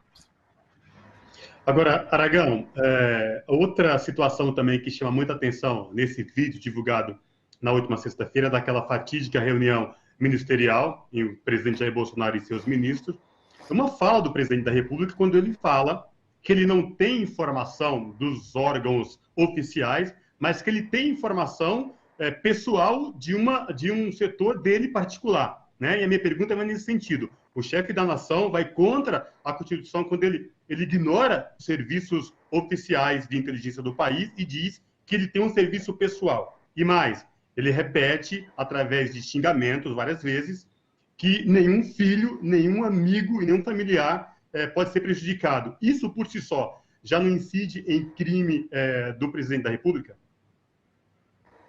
Olha, Jair Bolsonaro é um ignorante, em primeiro lugar. Né? Quer dizer, ele pode ter a esperteza dele para ter chegado onde chegou, né? Pode ter devidamente assessorado por espertos, por finórios, mas ele mesmo é um ignorante. É um sujeito, vamos dizer, cabeçudo e bobão. É daqueles que nossos botecos estão cheios, né? Daqueles que acham que podem, com uma cachaça e a cerveja, resolver os problemas do Brasil. Bolsonaro é esse tipo. Né? É o tipo do botequeiro que fala besteira. Misógino, homofóbico, sabichão, acha que sabe de tudo. Bom, primeiro que ele hoje falou uma grande besteira. Não tem nada de lei de abuso de autoridade na atuação do ministro Celso de Mello. Não, quer dizer, ele pega a lei e não entende o que está escrito dentro dela. É analfabeto funcional. Depois, a questão, me parece, pior de tudo, é ele criar um Estado particular. Veja bem, nossa Constituição proíbe que grupos como partidos constituam milícias próprias, né? Milícias paramilitares. E ele, ao dizer que ele quer a população armada até os dentes, ele, em outras palavras, ele quer criar a sua guarda pretoriana informal, a sua milícia, né? Isso, inclusive, pode ser levado em consideração pelo Tribunal Superior Eleitoral na hora de julgar se o partido dele, a Aliança pelo Brasil, deva ou não receber o registro para formalizar, tá? Porque se o seu líder maior sustenta a necessidade de milícias populares, talvez o seu partido não deva ser registrado, né? Ademais, o que a gente vê aí é um crime propriamente dele de criar um sistema informal de bisbilhotagem, né? Porque, pelo menos, quando nós temos um sistema do Estado de informações, nós sabemos que essas informações elas são todas filtradas. Existem necessariamente, por parte do Estado, um esforço de dar informações corretas. As instituições são feitas para isso, né? Agora, quando você colhe informações, sabe-se lá de onde, como o Bolsonaro deve fazer, já que ele também gosta de se automedicar com cloroquina, né? Então, se ele fica pegando informações, sabe-se lá de onde, o sujeito é que essas informações sejam, na verdade, nada mais do que teorias conspiratórias sem base de realidade nenhuma. E ele, na verdade, está sendo pessimamente informado, né? Porque não tem filtro. Qual é o filtro que essas informações que dão para mim tem? Só a cabeça dele? Né? Instituições filtram informações e elas têm responsabilidade em relação a essas informações. Se a informação dessa não pode ser utilizada para perseguir alguém, para perseguir grupos. Existe sempre a via judicial contra o Estado, existe a responsabilidade objetiva do agente do Estado. Agora, um grupelho que faz vamos dizer, um serviço de inteligência informal, esse é uma bala perdida, completamente descontrolado. Inclusive, até um risco para a própria segurança nacional, no sentido de dar más informações para quem tem que tomar decisões graves para o país. Aragão, em relação ao presidente Bolsonaro, ele, neste final de semana, utilizou um helicóptero, né? O helicóptero do Estado brasileiro, para sobrevoar um ato em apoio a ele. Isso, enfim, configura, sim, algum crime?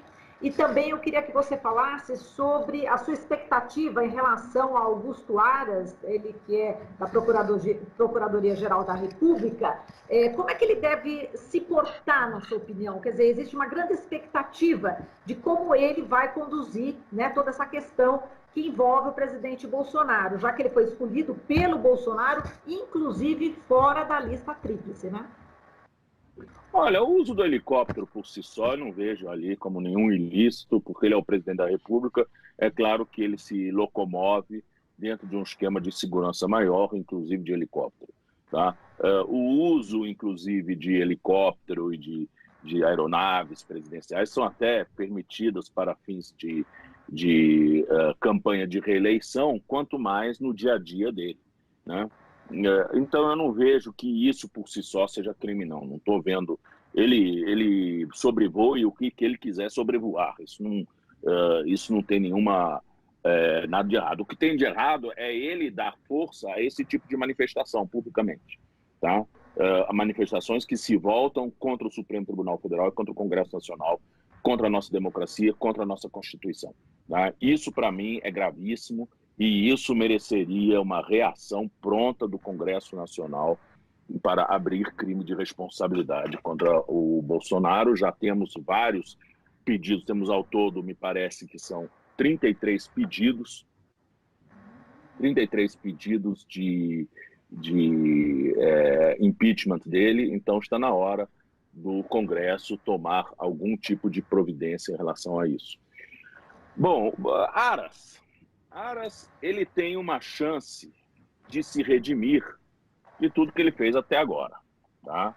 Diante da gravidade do quadro, principalmente com tantos brasileiros e tantas brasileiras morrendo, né, pela má gestão da crise sanitária, né, nós poderíamos ter evitado muitas mortes, poderíamos ter evitado, elas eram evitáveis, sim. Nós não precisamos ter toda essa gente morrendo que nem mosquito, que nem mosca, né, todo dia, porque bastava o governo, e já que tem hoje até militares do Ministério da Saúde, estabelecer a logística necessária, né, para um teste de massa e também apoiar as medidas de distanciamento social, né? Se nós tivéssemos um governo consequente, com certeza o número de mortes seria muito mais baixo. É só ver na nossa vizinha Argentina o que está acontecendo.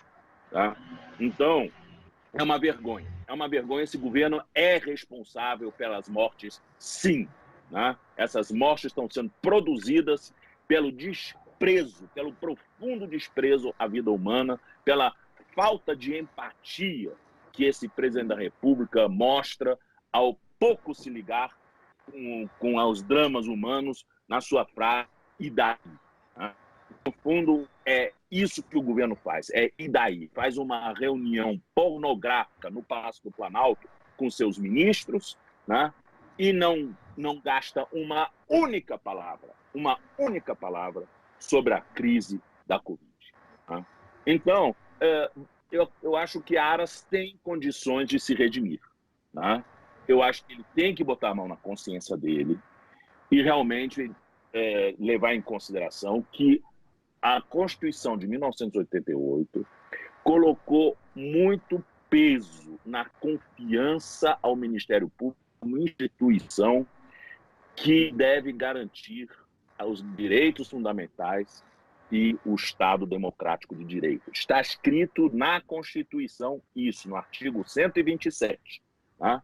Então, Aras deve assumir o seu papel, esquecer um pouquinho, né, do carguinho no Supremo Tribunal Federal, que é o seu sonho de consumo. Esqueça isso e faça o que tem que ser feito. Ou como dizem os americanos, do the right thing now.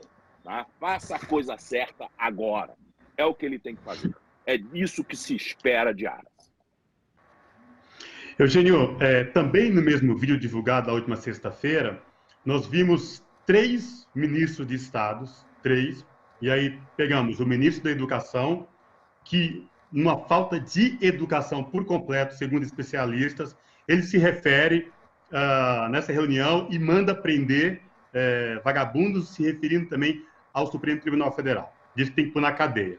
Temos uma ministra de Estado, a Damares, que diz que tem que se prender prefeitos e governadores, esses prefeitos e governadores que estão aí mais fazendo o trabalho mais na linha de frente contra a pandemia, e ela vai e fala que prefeitos e governadores têm que serem presos. E, por fim, o ministro do Meio Ambiente, o Ricardo Salles, que fala que tem que aproveitar esse momento da pandemia do coronavírus para atropelar, enfim, decretar e aí passar com a boiada sobre a Amazônia, devastação, enfim. Eu queria que você comentasse essas falas dos ministros de estados nessa mesma reunião com Bolsonaro. Bom, começando pelo aloprado do Weintraub, né? O Weintraub, o problema dele é que ele não tem tramela na língua e fala um monte de bobagem. Ele, quando ele se referiu às prisões, tem que botar essa cambada, esses vagabundos todos na cadeia, começar pelo Supremo Tribunal Federal, talvez ele não imaginasse que essa sua mensagem iria para o público, não é isso? Porque isso não passa do seu wishful thinking, né? Mas o fato é o seguinte, isso foi para o público, né? E isso é uma gravíssima, mas gravíssima ameaça ao funcionamento das instituições. Crime contra a segurança nacional, sem dúvida nenhuma, e crime de quebra de decoro da função. Tá? Então, me parece que esse daí talvez seja o primeiro candidato a levar um peteleco pelas bobagens que ele falou.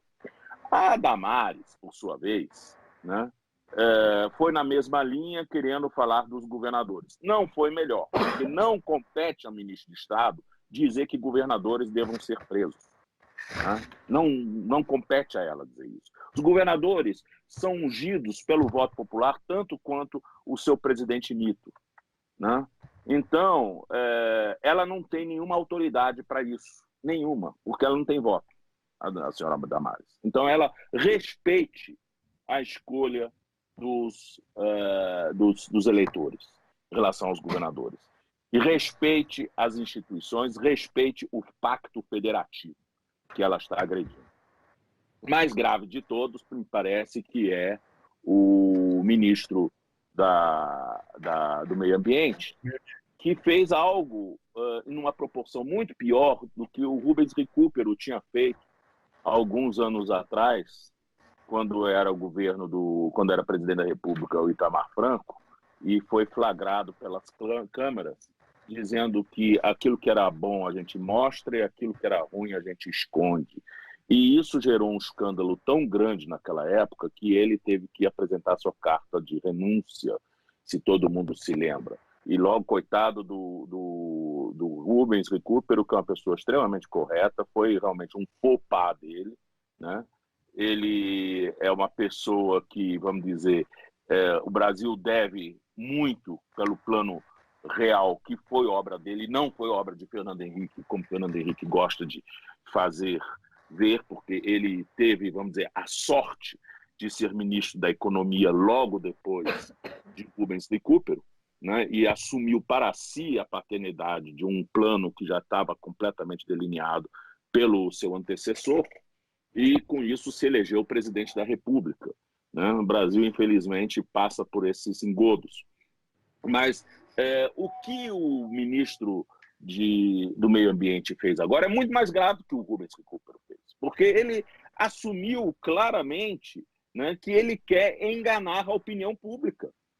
Ele disse claramente isso, ele disse, olha, enquanto eles estão distraídos com a Covid aí, né, vamos aproveitar a Covid, essa tragédia, essa de morte, né, para fazer passar os nossos projetos, né, arrasa a terra da Amazônia, né? Então, isso daí vamos dizer, é de uma sordidez inominável para um agente público, porque ele está assumindo que ele não dá a mínima para os administrados, para os governados, né?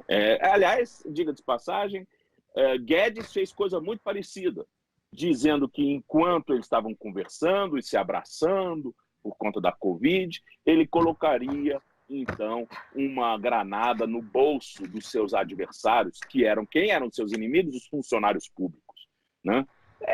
Olha, é de um baixo nível, mas é de um baixo nível que eu acho que toda a história da República, talvez toda a história do Brasil independente, nunca viu uma coisa tão sórdida como essa. É lastimável, são crimes de responsabilidade e alguns deles chegam a crimes contra a segurança nacional. E vocês acompanharam uma entrevista com o Eugênio Aragão, ele que é ex-ministro da Justiça, e essa entrevista foi exibida ontem no programa Brasil TVT com Cosmo Silva e Marilu Cabanhas. Você está ouvindo Jornal Brasil Atual. As notícias que os outros não dão. Agora são 8 horas e 35 minutos e nós vamos fazer contato com a cientista política, antropóloga e especialista em segurança pública da Universidade Federal Fluminense, Jaqueline Muniz. Bom dia, Jaqueline. Bom dia. Tá me ouvindo bem, você e seus ouvintes? Estamos. Você está ouvindo bem a gente aqui? Tô te ouvindo e te vendo. Ah, que bom. Jaqueline, a gente quer começar falando aqui a respeito da nota, né, do general Augusto Heleno, fazendo uma ameaça quase não tão velada assim ao Supremo Tribunal Federal. Ontem também o presidente Jair Bolsonaro mencionou ali o ministro do Supremo, Celso de Mello. A gente tem aí cada vez mais manifestações públicas de militares expondo na prática a democracia brasileira. Como é que você vê esse cenário, Jaqueline? Olha, eu gostaria de começar pela reunião, para a gente poder entender um pouquinho tudo isso, se for possível. Por favor. A primeira coisa é que naquela reunião que foi autorizada, né, foi autorizado o vídeo, e o vídeo dá uma dimensão de verdade ao texto degravado que nós já tínhamos acesso em pedaços. Então, quando a gente vê alguma coisa, a visão dá a dimensão, dá a ideia de que é uma realidade mais real. Ali o que nós vimos? Nós vimos que o Brasil não participou daquela reunião, os temas nacionais não chegaram para a reunião, os problemas vividos no país não chegaram. Isso quer dizer que ali não tinha um plano nacional para o país, políticas públicas para o país. Se você observar, os xingamentos do presidente não causam qualquer mal-estar em ninguém, parece uma coisa normal, parece que todos eles estão acostumados com esta forma, né, como se estivesse resolvendo assuntos na birosca da esquina ou num cassino. As pessoas estão acostumadas. O que parece ali? Parece que o presidente é voluntarioso, não gosta de ser contrariado, quer os seus pedidos pessoais sendo atendidos numa lógica direta e autoritária. E como é que funciona aquilo ali? Parecia que ele entregou para cada um uma sucursal, né, um pedaço da birosca. E a cada um ali representa uma corporação e seus interesses particulares. Ou seja, o que nos tinha naquela reunião era o espírito democrático e republicano. Ou seja, cada ministro está ali para atender seus interesses corporativos e das corporações que representam. E tudo com muita pressa. Muita pressa, porque quanto mais rápido, mais a capacidade de destruir, de se apropriar, de desregular, como é o que apareceu ali. Então, se a gente olhar, né, o cenário é esse. Né? Por isso que o presidente está sempre cobrando que atendam aos seus pedidos pessoais. Resolve o problema do meu amigo aí, não quero que tal coisa aconteça, fulano, qual é? Além disso, ficou nítido para nós que a estrutura de inteligência que serve o presidente é uma verdadeira central de fofocas ou uma BIM do B, não é mesmo? De uma rede de amigos e conhecidos, né, policiais, que, aliás, fazem parte de sua base eleitoral, né, que ficam batendo no ouvido do presidente. Quer dizer, a lógica é uma lógica conspiratória, persecutória, de tá na nossa vez, agora a gente vai se dar bem. É isso que aquela reunião mostrou, não era uma reunião de trabalho.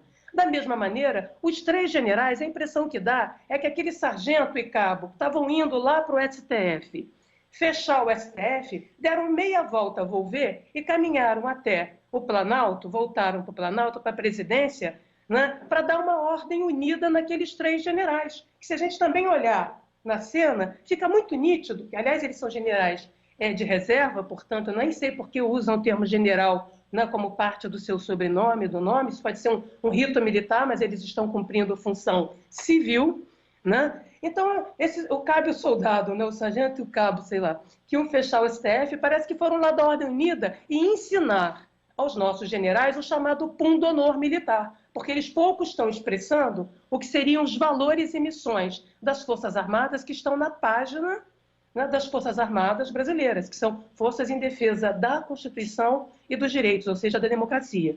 Correto? Então, ali se observa que eles estão olhando para o além, para eles tanto faz como tanto fez, estão ali defendendo os seus interesses, correto? Na sua vontade de poder, né, representando, né, corporações, como eu falei, e menos da sociedade. Outro ponto interessante é que a autoridade, aqui no Brasil a pessoa vai virando autoridade, vai ficando nervosinha, vai ficando preocupada, vai ficando irritada demais, como se a autoridade aqui não tivesse sobre ela controle e regulação social. Quer dizer, você vira autoridade para não dar satisfação a ninguém, não ser cobrado por ninguém. Então, já percebeu que fulano, o STF vai ou não vai soltar Lula, por exemplo? Reúne um bando de general que ficam todos à beira de um ataque de nervos, né? Parece o filme do Almodóvar. Fica todo mundo nervoso, o tempo todo mundo nervoso, demandando uma autoridade autoritária. Autoridade no Brasil é essa, que nada faz, né? Mas que está sempre, né, a 1 minuto de ser contrariada. Ora, isso nada mais é do que um apetite autoritário, que suprime mediações, suprime o diálogo com a sociedade, não é mesmo? E a carta do tio Heleno, expressa isso. Curiosamente, na reunião, o presidente, né, detona com as estruturas, as quais ele, de uma certa maneira, rege ali, que é a BIM, né, no Gabinete de Segurança Institucional, né, chamando as inteligências que o país produz para ele de inteligências insatisfatórias, inadequadas para atender os interesses particulares do presidente. E nada também acontece, quer dizer, eles estão sempre nervosos para fora, nervosos contra a sociedade, contra as instituições, contra o Estado.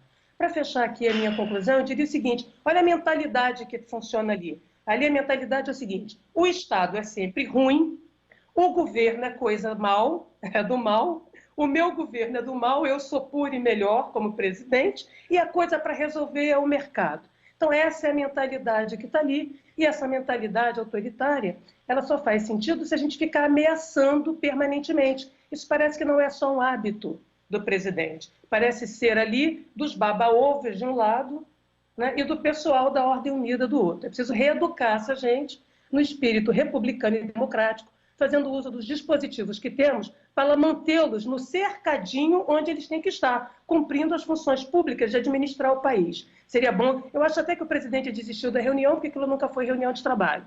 Às vezes que eu estive em Brasília, eu nunca vi coisa próxima ou parecida com isso, correto?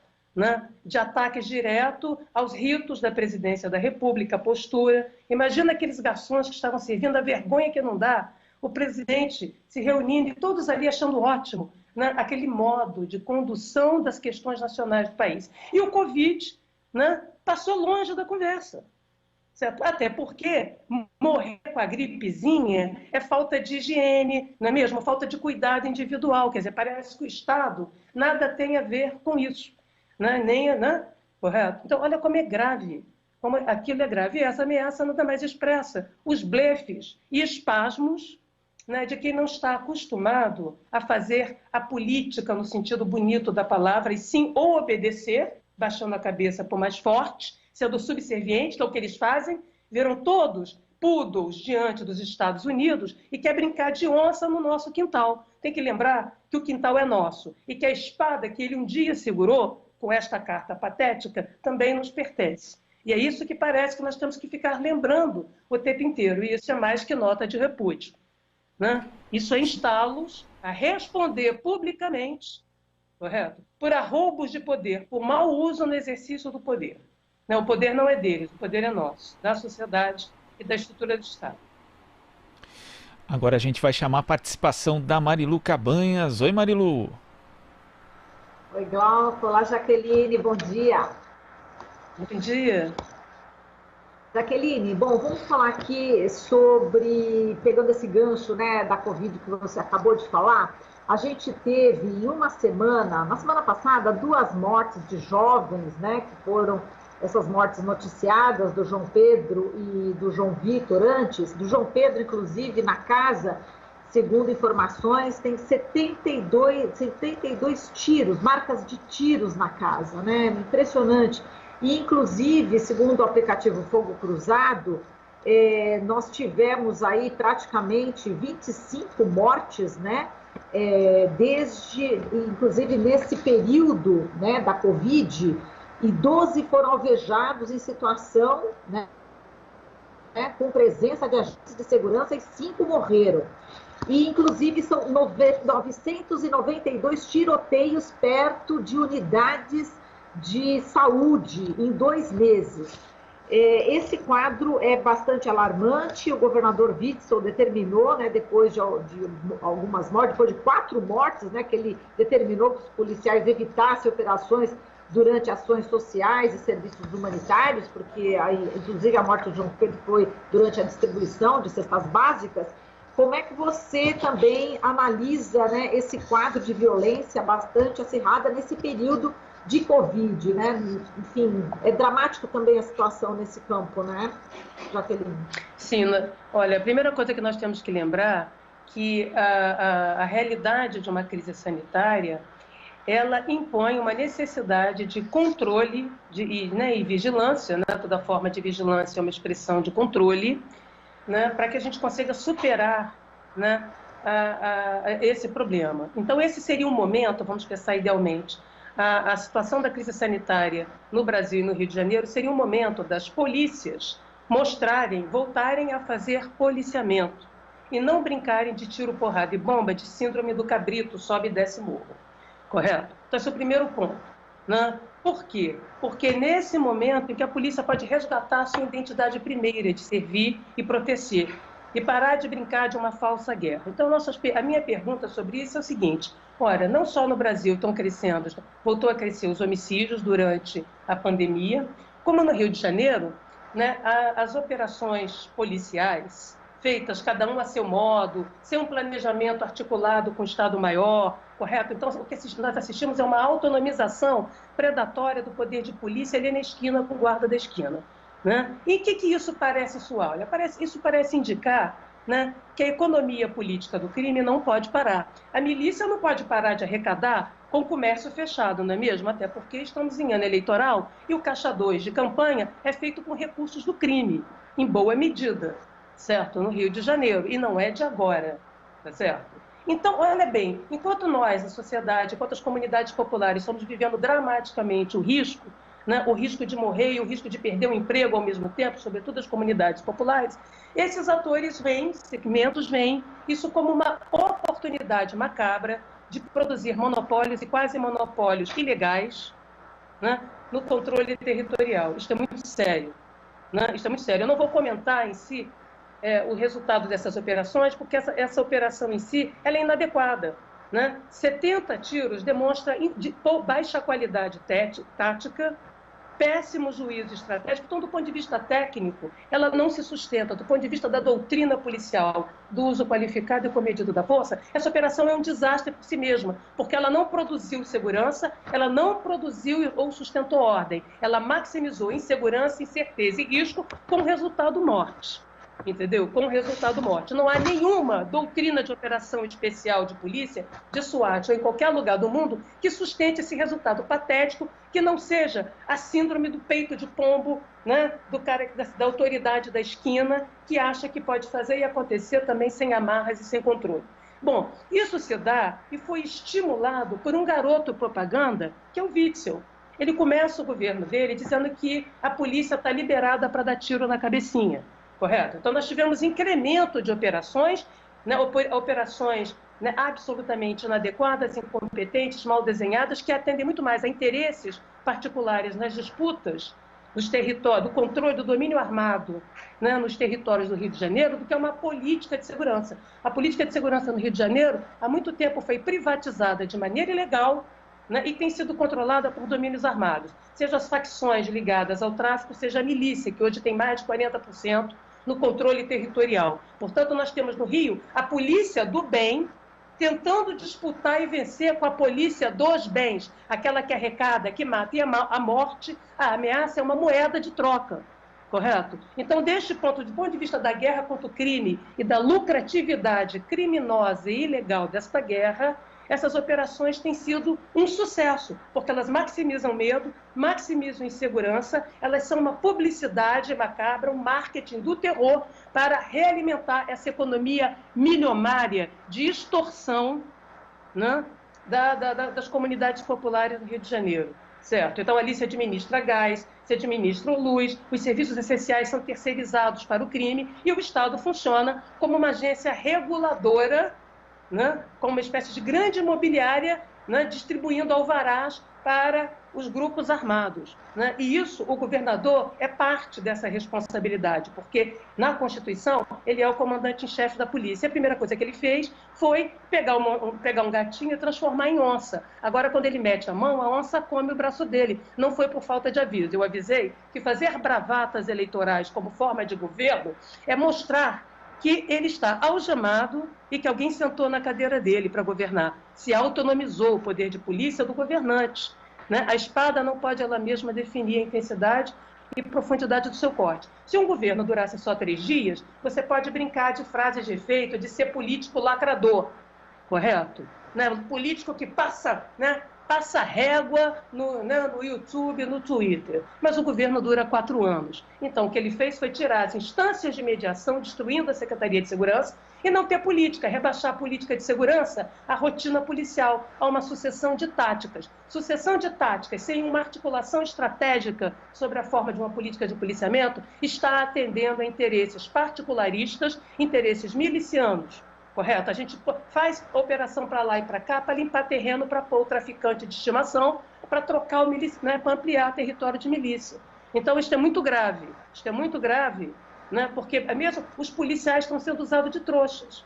Muitos deles estão sendo feitos de bobos. Vão lá na operação achando que estão combatendo o crime e, no fundo, as suas práticas acabam estando a serviço do reforço do monopólio criminoso que vem de dentro do Estado.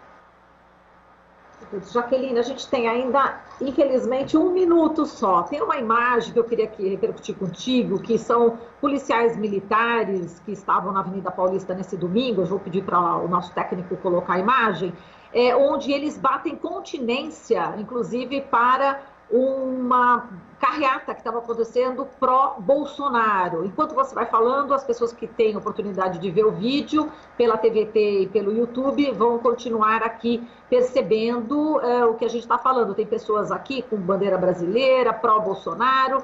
E, enfim, isso é grave na sua opinião? Porque, na realidade, a Polícia Militar disse em nota que se referia à morte de um policial no sábado, e que por isso eles estavam fazendo na cidade, batendo continência, enfim, mas justamente nesse ato pró-Bolsonaro é que é de estranhar, né? Em contrapartida, em Porto Alegre, a gente teve, inclusive a gente tem imagem também, onde pessoas conseguiram remover fazer com que as pessoas que estavam pró-Bolsonaro pudessem recuar. E a gente está vendo também a imagem, né, dessas pessoas que conseguiram fazer com que bolsonaristas, né, recuassem nessa carreata. Como é que você está vendo também essas manifestações e também sobre esse posicionamento também de policiais aqui em São Paulo? Bom, a primeira coisa, vamos aos policiais. Cabe à Polícia Militar explicar o sentido desse comportamento enquanto instituição. Correto? Por quê? Porque a Polícia Militar tem dentro dela um regulamento disciplinar. E se eles estavam ali rendendo homenagens ou batendo continência para um determinado protesto, né, uma determinada manifestação, eles estão partidarizando. O que, evidentemente, faz com que aqueles policiais que tiveram essa conduta possam responder disciplinarmente pelo seu código interno, tá? Seu código de conduta interno, porque a polícia não pode ter partido. Na medida em que ela tem partido, ela rompe com a sua razão de ser, né? Ela deixa de ser, né, um meio de força para sustentar direitos e administrar pacificamente conflitos, né, para ser, digamos, uma milícia, né, de tal ou qual grupo, não importa qual. Então, o papel da polícia é garantir que as manifestações ocorram de forma pacífica e tranquila, seja elas com o pessoal do verde e amarelo, seja ela com o pessoal do azul, seja ela com o pessoal do vermelho. Correto? O que importa é que nessas manifestações você não atente, né, contra tudo aquilo que está na Constituição, porque aí é crime. Então, se dentro de uma manifestação você tiver comportamentos violentos ou que insultem, né, ou que estimulem a violência, ou que pregam a violação, né, dos artigos da Constituição, a polícia vai ter que agir ali, porque ali se trata de uma violação. Mas ela não tem como impedir ou aderir, né, porque na medida em que ela aderir, ela toma partido. Ao tomar partido, ela está agindo como capanga e não como uma organização de força profissional, razão de ser da polícia. A polícia foi inventada pelos defensores dos direitos civis, para ser exatamente essa terceira parte a mediar os conflitos entre eu e os outros entre nós, correto? Da mesma maneira, lá no Rio Grande do Sul, se observou foi uma resistência a determinadas manifestações fascistas. Ali também seria necessária a polícia para garantir as formas de expressão sem violação de direitos. É muito claro que a gente tem que compreender que liberdade no Brasil, liberdade de expressão não é libertinagem. Você não pode, diante da liberdade de expressão garantida pela Constituição, a liberdade de opinião, defender, né, contra a sua própria liberdade, que é a imposição de práticas fascistas, de valores fascistas, correto? Então há que ter limites nessa tolerância. Tá certo, desculpa só te interromper, que a gente já está no final aqui do jornal. A gente agradece aqui a sua participação. Forte abraço para você, Jaqueline. Eu que agradeço. Tá, um abraço para vocês e até a próxima. Até a próxima eu vou passar um batom para parecer bonita, assim, igual você. Tá bom, Jaqueline, um beijo, até mais. Falamos aqui com a cientista política, antropóloga Jaqueline Muniz. Você está ouvindo Jornal Brasil Atual. As notícias que os outros não dão. E o programa Colibri na Quarentena desta segunda-feira conversa com Beatriz Apocalipse, diretora do Teatro de Bonecos Giramundo. O grupo não tem apoio do governo mineiro e busca recursos para manter seu museu e teatro com uma vaquinha virtual. Na sequência, o programa fala de outra medida de ajuda aos artistas, o projeto Conexão Música, fundo emergencial com músico e produtor musical Maurício Tagliari. Música online em casa na quarentena, não perca na Rádio Brasil Atual a partir do meio-dia. E com esse recado a gente vai terminando aqui o Jornal Brasil Atual de hoje. Retornamos amanhã a partir das 7 da manhã. Fique bem, fique em casa.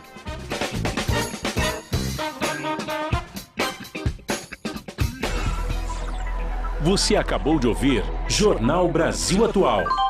Movimentos sociais, política, direitos humanos, economia, mundo do trabalho, cultura e prestação de serviço. Jornal Brasil Atual. As notícias que os outros não dão.